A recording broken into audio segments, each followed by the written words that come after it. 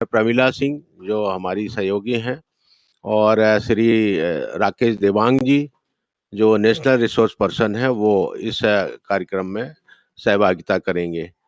तो मैं अनुरोध करूंगा आदरणीय हमारे अपर संचालक महोदय से, वो निष्ठा कार्यक्रम के प्रारंभिक स्वरूप आप लोगों को मार्गदर्शन देंगे। सभी शिक्षक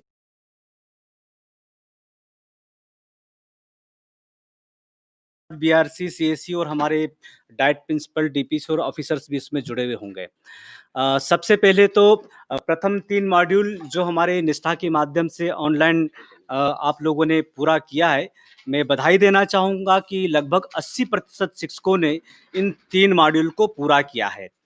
अब मॉड्यूल को पूरा करना एक बहुत अच्छी उपलब्धि माना जा सकता है, लेकिन इसमें हमें इस चीज़ का ध्यान रखना होगा कि हमारा जो प्रथम 3 मॉड्यूल है, उसमें विद्यालय का जो परिवेश है बहुत ही आनंददायी होना चाहिए।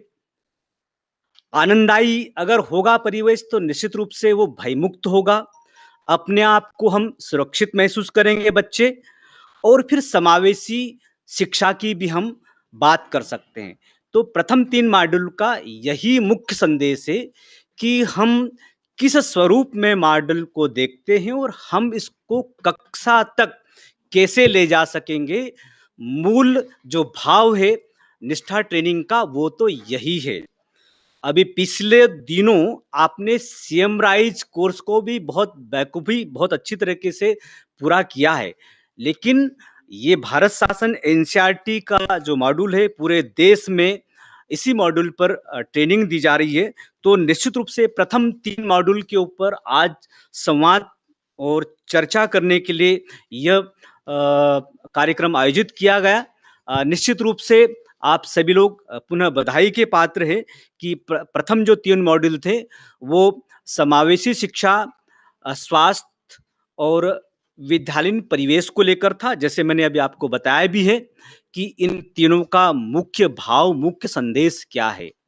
निश्चित रूप से हमारे टीचर को बहुत ज़्यादा बताने की आवश्यकता नहीं है, वो थोड़े में समझने वाले हैं, वो तो गागर में सागर भरने वाले जैसे होते हैं। ऐसे हम आशावादी सोच के साथ जो मॉड्यूल पूरे हम कर रहे हैं, आप लोगों ने किया है, वो उसके लिए हम उम्मीद करते हैं कि ये जो कुछ भी आपने सीखा, इससे आपकी समझ बढ़ेगी, बच्चों की समझ बढ़ेगी और इसके आधार पर से पेरेंट्स का झुकाव भी गवर्नमेंट स्कूल की तरफ निश्चित रूप से बेहतर हो सकेगा।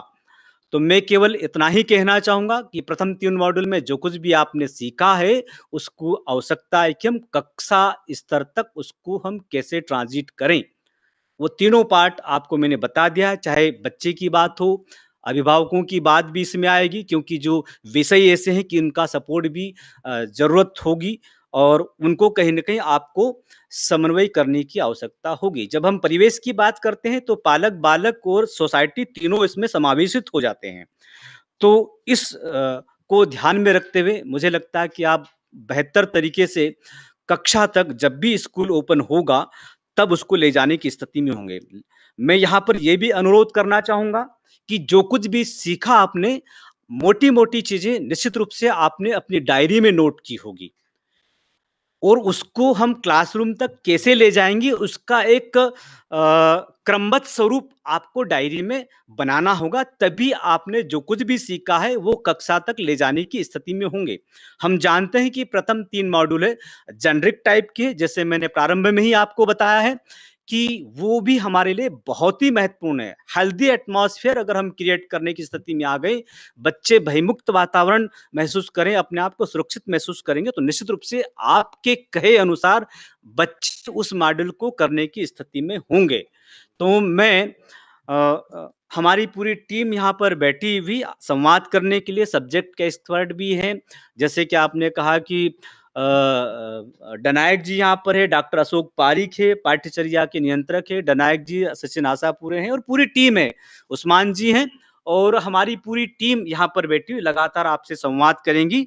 जैसे मैंने कहा कि प्रथम 3 मॉड्यूल का उद्देश्य बहुत अपने आप में स्पष्ट है, तो मैं आगे की बात रखने के लिए अ,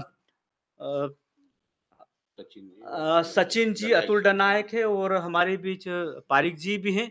वो आगे की बात क्रमशः रखेंगे, चूँकि इन्होंने तीनों मॉड्यूल का अध्ययन किया हुआ है, इन्होंने जॉइन किया हुआ है। मोटी-मोटी चीज़ें आपके समक्ष मैंने प्रस्तुत की हैं, वो हमारे लिए बहुत ही महत्वपूर्ण, उसको ध्यान में रखते हुए अपनी कार्य योजना को आप हकीकत रूप में अंजाम देने का प्रयास करेंगे। सबको धन्यवाद। ओके डनाइक सर और सचिन जी मेरी समझ से मॉड्यूल 1, 2, 3 पर प्रारंभ करेंगे और बीच में हमारे नेशनल एक्सपर्ट जो हैं देवांग जी, वो अपने कमेंट्स भी देंगे। आदरणीय सर।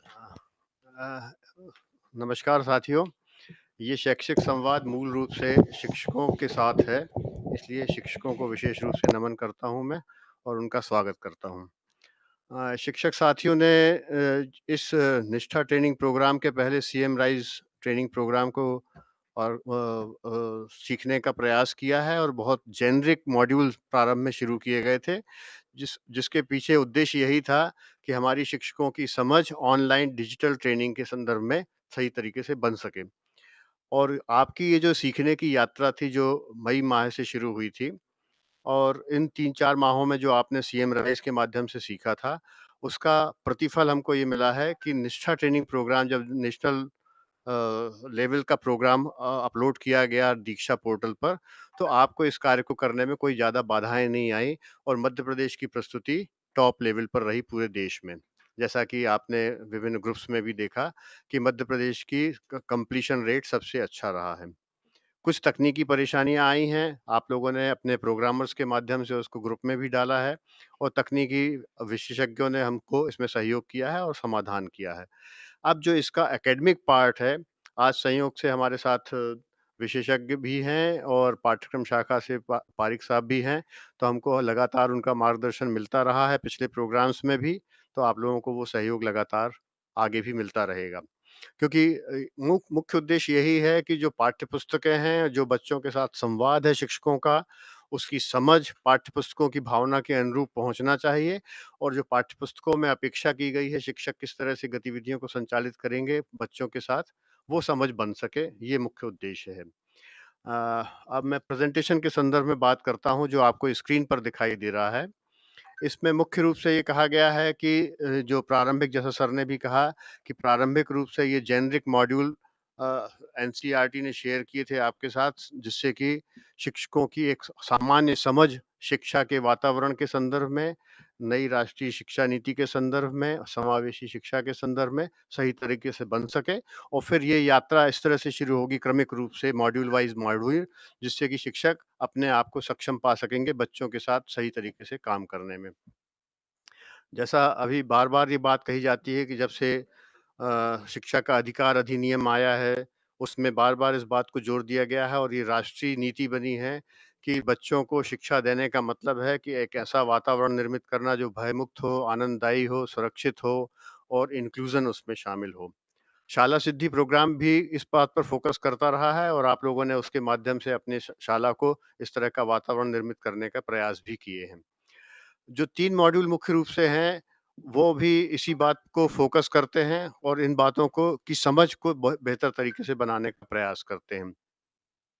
इनमें मुख्य रूप से जो संदेश दिए गए हैं, वो ये संदेश भी यही है कि हम किस तरह से ऐसा वातावरण बनाएँ कि सभी बच्चे इंक्लूड हो पाएँ। पूर्व में समावेशी शिक्षा का आशय कुछ इस तरह से लिया जाता रहा कि सिर्फ सीडब्ल्यूएसएन के बारे में बात करते हैं, जबकि समावेश का मतलब समग्र रूप से लिए जाने की आवश्यकता है और इस बात को मैं समझता हूँ कि इस ट्रेनिंग प्रोग्राम के माध्यम से भी सीखने का मौका मिला है। नेक्स्ट ये आप देख रहे हैं सब चिरपरिचित चेहरे हैं जिनको आपने वीडियो के माध्यम से सुना है अपने ट्रेनिंग प्रोग्राम को करने के दौरान, जिसमें समावेशी शिक्षा की बात की गई है, सामाजिक योग्यता और व्यक्तिगत योग्यता विकसित करने की बात कही गई है, जिसमें बच्चों में भी सामाजिक और व्यक्तिगत योग्यता विकसित होना चाहिए और साथ ही साथ शिक्षकों में भी ये सामाजिक योग्यता किस तरह से विकसित हो, इसकी भी बातें इसमें आई हैं। और तीसरा मॉड्यूल विद्यालय के स्वास्थ्य और कल्याण पर था। स्वास्थ्य और कल्याण जब विद्यालय के संदर्भ में कहा जाता है, तो ये थोड़ा-सा व्यापक स्वरूप लेता है। हम विस्तार से इसकी आगे चर्चा भी करेंगे। नेक्स्ट।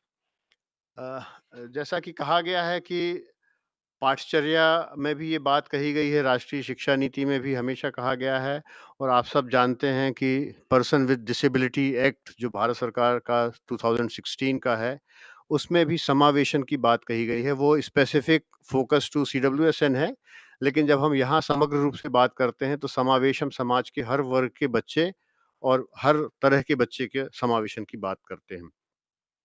और जब इस तरह के समावेशन की बात करते हैं तो निश्चित रूप से शिक्षा के वातावरण में शिक्षक की भूमिका सबसे महत्वपूर्ण होती है और शिक्षक ने यदि इस आशय को और इस भाव को सही तरीके से समझ लिया तो बच्चों के सीखने के जो क्रम हैं और सीखने के जो परिणाम हैं जो अंतिम रूप से हमको दिखाई देते हैं और असेस किए जाते हैं वो निश्चित रूप से बहुत प्रभावशाली होते हैं।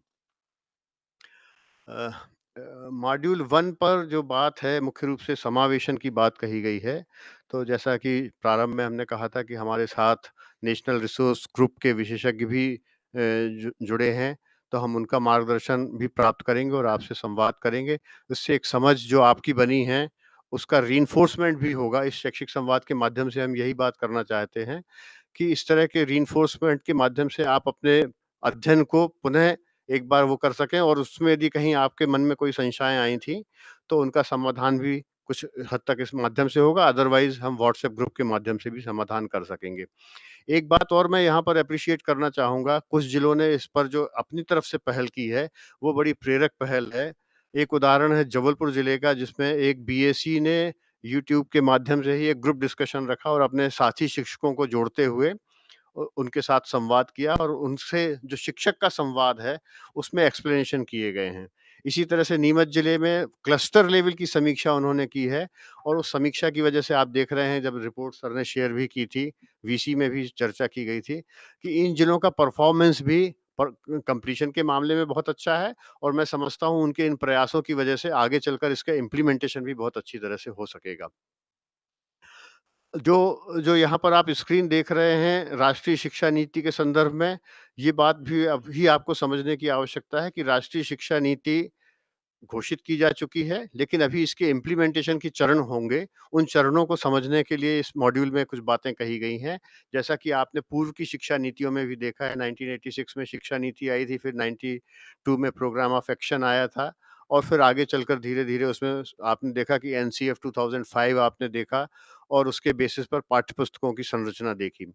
और उन पाठ्यपुस्तकों को यदि आप एनसीएफ 2005 के संदर्भ में समझ चुके होंगे, तो बेहतर तरीके से समझते होंगे कि ये क्रम किस तरह से चलता है कि पूरा राज्य पहले अपनी राष्ट्रीय शिक्षा नीति का पालन करता है। उस राष्ट्रीय शिक्षा नीति के संदर्भ में ही राष्ट्रीय पाठ्यक्रम की रूपरेखा मतलब नेशनल करिकुलम फ्रेमवर्क निर्धारित होता है।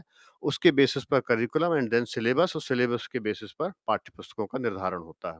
इस प्रक्रियाओं से आप सभी लोग पर्याप्त रूप से वाकिफ़ हैं, तो इस पर बहुत विस्तार से चर्चा करने की आवश्यकता नहीं है। लेकिन महत्वपूर्ण बिंदु ये है कि ये समावेशी शिक्षा, जैसा कि आप चित्र में देख रहे हैं कि बच्चे बैठे हुए हैं और अलग-अलग तरह के बच्चे हैं, यदि आप गहराई से उसको देख पाएँ तो। और इन बच्चों का साथ-साथ सीखना किस तरह से महत्वपूर्ण है। या तो जो हमारी पुरानी परंपरा थी और आगे चल के आप स्लाइड में भी देखेंगे कि एक धारणा बनी हुई थी समाज में कि ऐसे बच्चों के साथ एक अलग ही व्यवहार, अलग जीवन शैली हमारी पिछली पीढ़ी ने और लगभग हमारे साथियों की पीढ़ी ने भी देखी होगी कि एक अलग तरह का व्यवहार हम ऐसे बच्चों के साथ करते रहे और वो समाज से कट के या तो परिवार तक सीमित हो गए अथवा अन्य परिस्थितियों में वो संघर्ष कर रहे हैं जीवन से।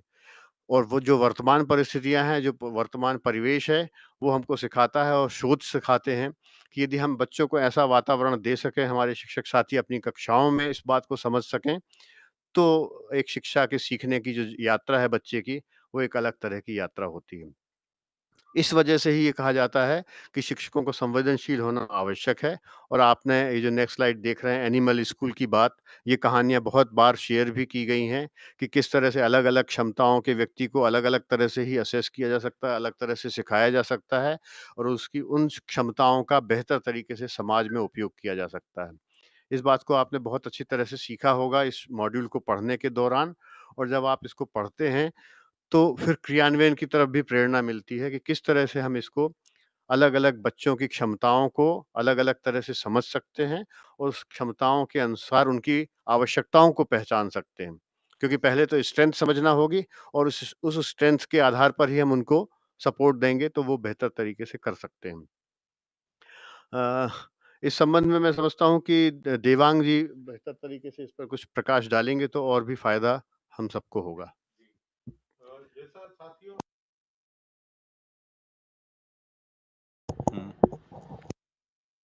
हो ना माइक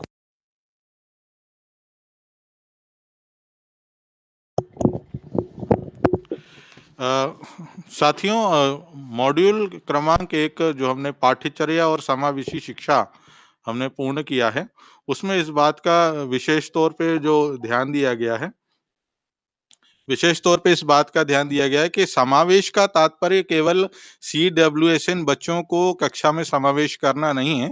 इसमें वृहद रूप से जो बताया गया है कि अलग-अलग प्रकार के लिंग, जाति, धर्म आधार का जो भेदभाव है उसको भी हमें दूर करते हुए समावेश जेंडर वाइज भी हमें इंक्लूड करना है, बालिकाओं को भी उतना ही। तो 2 शब्द यहाँ हमने जो बात इसमें उभर कर आई है, इक्विटी और इक्वलिटी, समता और समानता। तो हमें अब ये समावेश का जो पहला पाठ्यक्रम जो है इसमें जो आरपीडब्ल्यूडी एक्ट जो है 2016 उसको भी इंक्लूड किया गया है, उसको भी इस संदर्भ में लिया गया। और इसमें एक जो महत्वपूर्ण बात जो आपने इसमें सीखी है, वो है UDL, universal design of learning. तो यूनिवर्सल डिजाइन जो है अब एकीकृत रूप से सभी बच्चों को समान रूप से एक साथ लेकर हमें कक्षा में समावेशी माहौल तैयार करना है। तो अब इस पाठ्यक्रम में हमने जो सीखा, इस मॉड्यूल के माध्यम से जो हमने सीखा है, उसको ट्रांजिट करना है अपने क्लासरूम सिचुएशन में। तो आप इसमें बेहतर कर पाएंगे, ऐसी अपेक्षा है sir. Thank you sir. Next, ये आप देख रहे हैं अपनी स्क्रीन पर जो सबसे महत्वपूर्ण बिंदु है कि हम अपने दृष्टिकोण में परिवर्तन ला पाए या नहीं।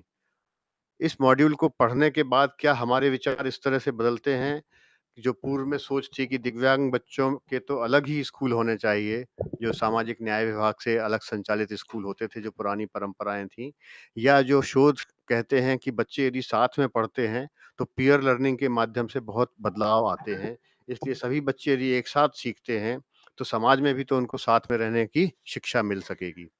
इस तरह के जो दृष्टिकोण के छोटे-छोटे बदलाव हैं, ये जब हम क्लासरूम में बच्चों के साथ व्यवहार करते हैं, तब परिलक्षित होते हैं। जैसे आम तौर पर बात सुनने में आती है, जब शिक्षकों से बात की जाए और यदि बच्चों के परफॉर्मेंस अच्छे नहीं हैं, तो शिक्षकों का एक ही जवाब होता है कि साहब ये पिछड़े समाज से हैं, पिछड़े वर्ग से हैं या अनपढ़ श्रेणी के बच्चे हैं, इसलिए इनसे इनको सिखाना मुश्किल होता है या संभव ही नहीं, इसलिए ये कमज़ोर हैं। वहीं दूसरी ओर यदि हमने ये समझ लिया कि हम बच्चे को सिखाने के लिए हर चुनौती का सामना करेंगे और नए-नए प्रयोग करके बच्चों के साथ बातचीत करेंगे, तो सीखने के तरीके न केवल बच्चों के लिए बल्कि हमारे लिए भी एक सीखने की यात्रा बनेंगे और फिर एक अलग तरह का आनंद आने लगता है। और ऐसे बहुत सारे हमारे शिक्षक साथी हैं, आपको अपने अड़ोस-पड़ोस में भी मिल जाएँगे, जो इस तरह के नए-नए प्रयोग करते हैं और वो उनका आनंद देखने लायक होता है जब वो बच्चों के बीच होते हैं। तो कहने का आशय ये है कि इस मॉड्यूल को पढ़ने के साथ-साथ इसमें जब आप अपने दृष्टिकोण में परिवर्तन लाएँगे, तो उसका प्रभाव बच्चों के साथ दिखाई देगा। समावेशिता को लागू करने में क्या-क्या करना होगा, ये बड़ा महत्वपूर्ण पॉइंट है कि हम सबसे पहले तो स्वयं जागरूक हों। जो बातें हमने किताबों में पढ़ी हैं, मॉड्यूल में पढ़ी हैं, वीडियो में देखा है और उसके बाद हमने उसको स्वीकार किया है कि हाँ, इस बात से मैं सहमत होता हूँ कि ये बात जो लिखी गई है, ये बहुत उपयोगी है और मुझे अपने आप को बदलने की आवश्यकता है। यदि ये मानसिकता का निर्माण हो गया, तो आगे के चरण बहुत आसान हो जाते हैं, जिसमें हम कक्षा की प्रथाओं में बदलाव लाते हैं। छोटे-छोटे से बदलाव लाकर स्वयं आनंदित होते हैं और फिर जब हमारे बच्चे सीख रहे होते हैं, विकलांग बच्चे भी सीख रहे होते हैं या जेंडर इक्विटी के इश्यूज़ आते हैं या सोशल इक्विटी के इश्यूज़ आते हैं, वो बच्चे भी सीख रहे होते हैं, तो हमारा जो पिछला स्टेटमेंट था कि बच्चे बुद्धू होते हैं, उससे बदलकर एक अलग तरह की यात्रा शुरू हो जाती है। और तब हम अपने पालकों के साथ बात करने में सक्षम हो पाते हैं, उनको बताने में सक्षम हो पाते हैं कि आपके अपने मेहनत से बच्चों में जो परिवर्तन आया है, वो पालकों तक पहुँचता है और पालक भी उस बात को रिकॉग्नाइज़ करते हैं और शिक्षक के प्रति उनके मन में सम्मान का भाव आता है। ये जो नेक्स्ट स्लाइड आप देख रहे हैं, इसको भी आपने अपने मॉड्यूल के दौरान देखा होगा। समता की बात अभी देवांग जी ने की थी, कि समता और समानता, तो इस तरह से अंतर दिखाई देता है कि किसकी क्या आवश्यकता है, किसको कितने सपोर्ट की आवश्यकता है।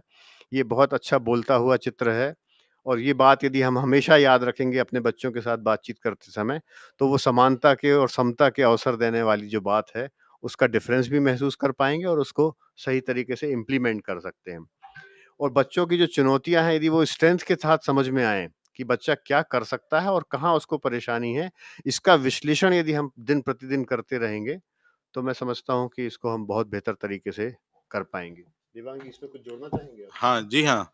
इसमें अब हमें ये देखना होगा कि ये जो पिक्चर अभी आपने देखा इस स्लाइड में, तो अब हमें बच्चों को समान रूप से कक्षा में समान रूप से जो उन्हें अवसर उपलब्ध कराना है और अवसर उपलब्ध कराने के साथ-साथ हमें इसमें उनके विकास के लिए उन्हें आत्म जागरूकता की ओर भी हमें ध्यान देना है और इसके साथ जो ये आप देख रहे हैं इसमें हमारी कक्षाओं में समावेशी शिक्षा का क्रियान्वयन किस प्रकार हो।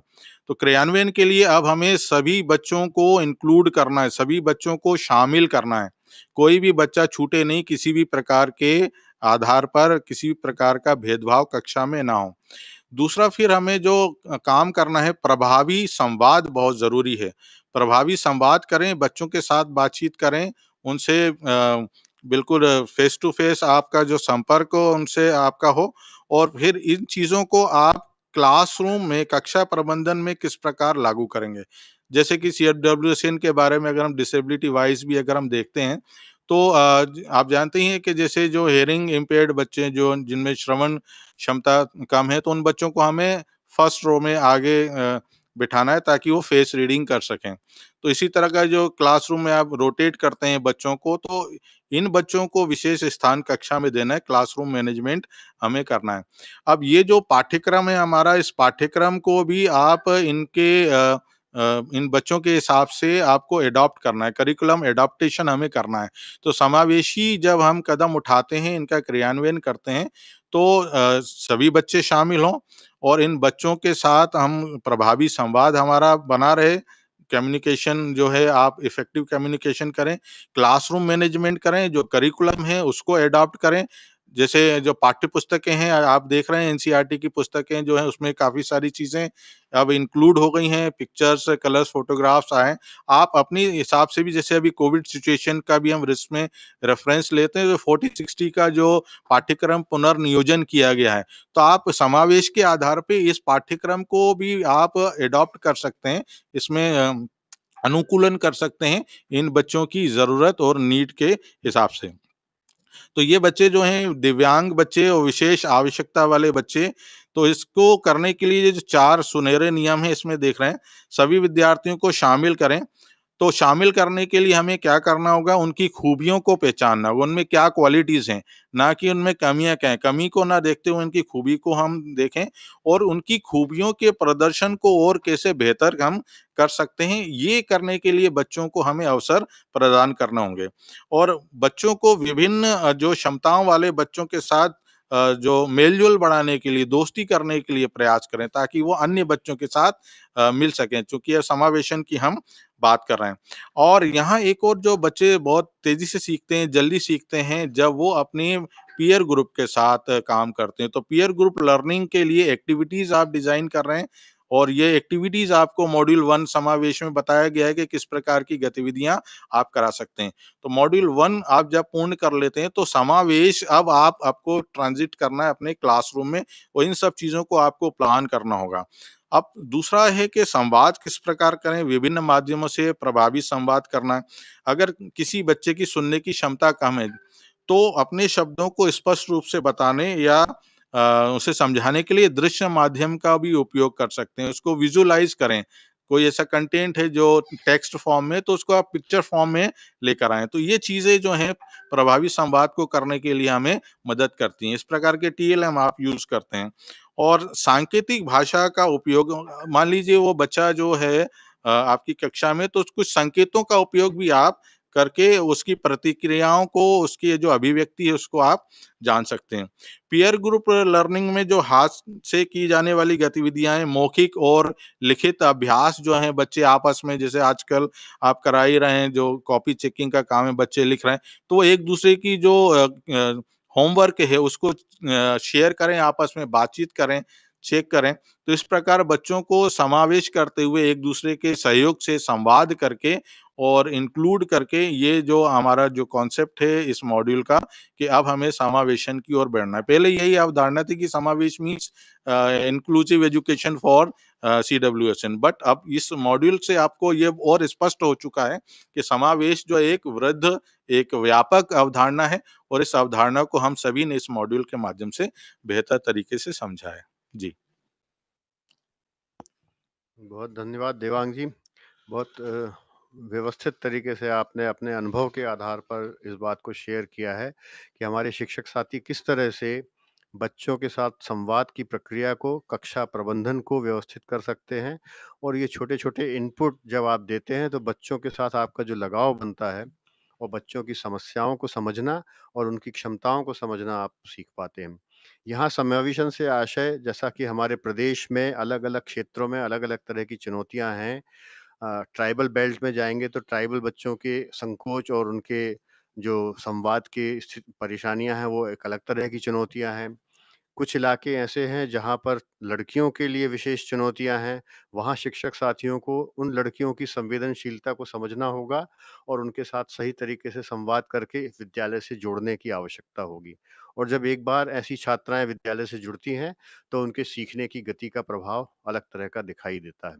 इसी तरह से विशेष आवश्यकता वाले बच्चों की जो चुनौतियाँ हैं, उन चुनौतियों को समझते हुए यदि आपने अपने आप को थोड़ा-सा बदलाव किया और अपने साथी बच्चों को की क्षमताओं को पहचाना और साथी बच्चों का सहयोग लेते हुए ऐसे बच्चों की मदद करवाई, तो ये बच्चों की सीखने की गति भी एक अलग तरह की होती है। और फिर वे जिस उत्साह के साथ घर जाते हैं, तो पालकों के साथ उनके जो फीडबैक पहुँचते हैं, तो पालकों का शिक्षकों के प्रति सम्मान का भाव बनता है और फिर वह विद्यालय के साथ सही तरीके से जुड़ पाते हैं। और जब आप पालकों से कोई सहयोग की अपेक्षा करते हैं, तो वो सहयोग भी आपको सही तरीके से मिल पाता है। इसलिए पालकों से साझेदारी एक बड़ा महत्वपूर्ण पहलू आता है समावेशन की प्रक्रिया में, कि जब आप बच्चे के साथ पहले व्यवहार ठीक करते हैं, बच्चे के सीखने की प्रक्रिया को गति देते हैं, बच्चों को अवसर प्रदान करते हैं और फिर ऐसे बच्चे जब घरों पे पहुँचते हैं और अपने माता-पिता के साथ शेयर करते हैं कि आज गुरुजी ने या नई बात किस तरह से सिखाई है, तो फिर पालकों का जुड़ाव और जिज्ञासा बनती है कि हम ऐसे विद्यालय की ओर जाएँ और उनके अपने बच्चे की प्रगति के बारे में जानें। तो गतिविधियों का विवरण जब देने जाएँगे आप, तो निश्चित रूप से आपकी जो यात्रा थी बच्चे के सीखने की प्रक्रिया के दौरान, तो उस यात्रा का विवरण बच्चा पहले ही माता-पिता को दे चुका होगा, इस बात को ज़रूर ध्यान रखना होगा। इसी तरह से सीखने के लक्ष्यों को आपने पाठ्यक्रम और पाठ्यपुस्तक के माध्यम से जो निर्धारित किया है, वो सीखने की प्रक्रिया बच्चे में आ गई, तो बच्चे का रिफ्लेक्शन पालकों तक निश्चित रूप से पहुँचता है और उन लक्ष्यों को जब आप पेरेंट टीचर मीटिंग के माध्यम से बताने की प्रयास करते हैं, तो पालकों की सहमति और सहयोग की भावना उसमें निश्चित रूप से बढ़ती है। इसी प्रकार से अभिभावकों के साथ जो विशेष आवश्यकता वाले बच्चे की उपलब्धियाँ हैं, विशेष उपलब्धियाँ हैं, उसका यदि आपने प्रोफ़ाइल तैयार किया हुआ है, जिसको इंडिविजुअल एजुकेशन प्लान भी कहा जाता है, कि एक स्पेसिफ़िक बच्चे की वर्तमान जुलाई माह में क्या परिस्थिति थी और सीखने की यात्रा के दौरान नवंबर माह में वो किस स्थान पर आ गया है। यदि ये आपने प्रोफ़ाइल तैयार किया है, तो पालक भी बहुत प्रसन्न होते हैं कि बच्चे ने कहाँ से कहाँ तक की यात्रा पूरी कर ली है। इस वजह से इस तरह की गतिविधियों को, इस तरह की प्रगति को यदि आप बेहतर तरीके से मेंटेन करते हैं और बच्चे में वो बातें आ रही हैं, तो आपकी जो माउथ पब्लिसिटी है बच्चे के माध्यम से, आपके प्रति सम्मान का भाव है, वो बनता है और फिर पालकों से आपका बेहतर संवाद स्थापित हो सकता है। आइए अब दूसरे मॉड्यूल की बात करते हैं, जिसमें स्वस्थ विद्यालयी परिवेश निर्मित करने के लिए व्यक्तिगत सामाजिक योग्यता विकसित करना। जैसा मैंने पहले कहा कि जो व्यक्तिगत सामाजिक योग्यता है, ये न केवल बच्चे के लिए आवश्यक है, बल्कि शिक्षक के लिए भी उतनी ही आवश्यक है। ये आपने इस मॉड्यूल को पढ़ने के दौरान देखा होगा। व्यक्तिगत सामाजिक योग्यताओं को समझना और उनका पोषण करना और फिर उसको सकारात्मक भाव के साथ कक्षा के वातावरण में सामाजिक योग्यता की दृष्टिकोण से लेकर जाना, ये अपने आप में बहुत ही इंटरेस्टिंग जर्नी होगी, क्योंकि जब आप परिप्रेक्ष्य लेने की समक्ष बना लेते हैं, व्यक्तिगत सामाजिक गुण की जो बात आप बच्चों से अपेक्षा करते हैं, तो ऐसा कहा जाता है कि हम सुधरेंगे, युग सुधरेगा। तो सबसे पहले हम शिक्षक के रूप में वो गुण विकसित करके और उसको इम्प्लीमेंट करते हैं क्लासरूम प्रोसेस में, तो निश्चित रूप से बच्चे उसको फ़ॉलो करते हैं, देखते हैं और देखने के बाद उसका अनुपालन करने में उनको कोई कठिनाई नहीं आती। इसी प्रकार से जो विश्वसनीयता है या कोई दृष्टिकोण है, वो आपके अपने व्यवहार से बेहतर तरीके से बच्चों तक पहुँच पाता है। ये चित्र आप बहुत बेहतर समझ के साथ देख पा रहे होंगे कि सामाजिक और सांस्कृतिक पृष्ठभूमि के बावजूद जो विभिन्न तरह की है, लेकिन जब विद्यालयीन वातावरण में आते हैं, तो किस तरह से एक लक्ष्य के लिए ये सारे बच्चे, यदि आप उसको उस एंगल से देख रहे हैं, तो बीच में फुटबॉल है और सारे बच्चे एकजुट हैं, तो किस तरह से वो लक्ष्य दिखाई दे रहा है कि ये सारे बच्चे उस लक्ष्य को प्राप्त करने के लिए कितने संवेदनशीलता के साथ और टीम वर्क के साथ जुड़ सकते हैं। और शिक्षकों द्वारा उन्हें जो प्रयोग करते हुए दिखाए जाएँगे, वही बच्चों के पर्सनैलिटी में, उनके बिहेवियर में, उनके सोशल कल्चर में रिफ्लेक्ट होना शुरू हो जाता है। इसलिए मैं बार-बार इस बात को ज़ोर दे रहा हूँ कि यह केवल बच्चों के लिए नहीं, बल्कि शिक्षकों के लिए भी अपने निजी ज़िंदगी में भी सामाजिक और योग्यता को समझने के लिए बहुत ही उपयोगी है। व्यक्तिगत सामाजिक योग्यताओं को समझने की दृष्टि से कुछ बहुत कहने की आवश्यकता नहीं है, लेकिन सामाजिक जीवन में स्वस्थ और प्रभावी संबंधों को समझने में इस तरह की गतिविधियां और व्यक्तिगत गुण बहुत मददगार होते हैं। इसी तरह से इन गुणों को पोषित करने से स्कूल और कक्षा में एक स्वस्थ और सुरक्षित वातावरण निर्मित होगा। वो जो वातावरण निर्मित आप विद्यालय में कर रहे हैं, अपने व्यवहार से कर रहे हैं, अपनी समझ के साथ कर रहे हैं, उसका प्रभाव बच्चे के जीवन में जीवन पर्यंत रहता है। ये बात कहने की आवश्यकता नहीं, आपने अपने स्वयं के अनुभवों से भी बहुत सीखा होगा। देवांग जी, जी, इसमें आप जी। जोड़ें। ये जो मॉड्यूल है, मॉड्यूल नंबर 2, इसमें हम अ, काम कर चुके हैं। एक स्वस्थ विद्यालय जो वातावरण है उसमें उसको बनाने के लिए व्यक्तिगत सामाजिक योग्यता का विकास। जैसे सर ने कहा कि ये जो शिक्षकों के लिए भी उतना ही महत्वपूर्ण मॉड्यूल रहा और अब इन गुणों को, व्यक्तिगत और सामाजिक गुणों को हमें बच्चों तक हस्तांतरित करना है। तो क्लासरूम तक लेके जाना है, बच्चों तक ये चीज़ें। तो कौन-कौन से गुण हैं जो हमने इसमें स्टडी किया था? जैसे संवेदनशीलता, हमें सेंसिटिव होना है। और सेंसिटिव होना है तो सेंसिटिविटी हमें अपने अंदर भी विकसित करना है। हम ये मॉड्यूल के माध्यम से समझ चुके हैं, कर रहे हैं। अब हमें ये सेंसिटिविटी बच्चों तक लेके जाना है और जो केयरिंग है, जो केयरिंग एटीट्यूड है, इस मॉड्यूल के माध्यम से हमने समझा है। दूसरा है विश्वसनीयता। हम कितने विश्वसनीय हैं, दूसरा हम पर कितना विश्वास कर पाते हैं और बच्चों को हम किस प्रकार ये इस गुण को जो है बच्चों तक हम ले जा पाएँ कि बच्चों में विश्वास, आजकल विश्वास की जो भावना है, बच्चे कक्षा में एक-दूसरे पर विश्वास कर सकें और इसके अलावा जो स्वयं और दूसरों के प्रति सकारात्मक सोच रखना।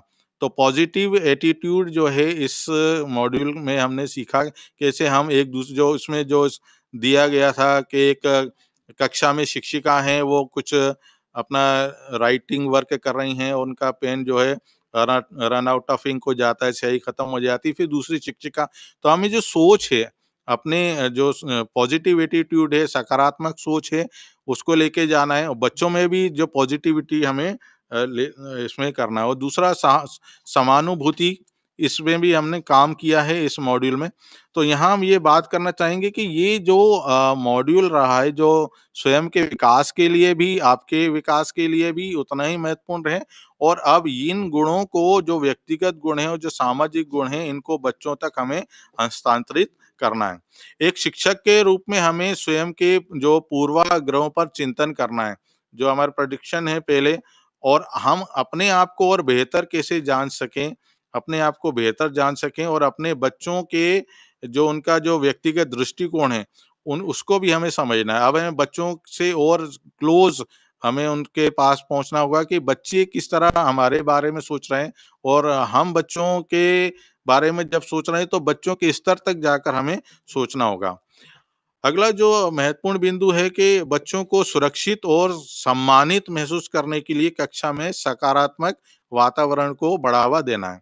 तो अब क्लास का जो माहौल है, कक्षा का जो वातावरण है, वो सकारात्मक कैसे हो सके। तो अब पहले क्या था और अब हमें शिक्षक का व्यवहार किस प्रकार होना चाहिए।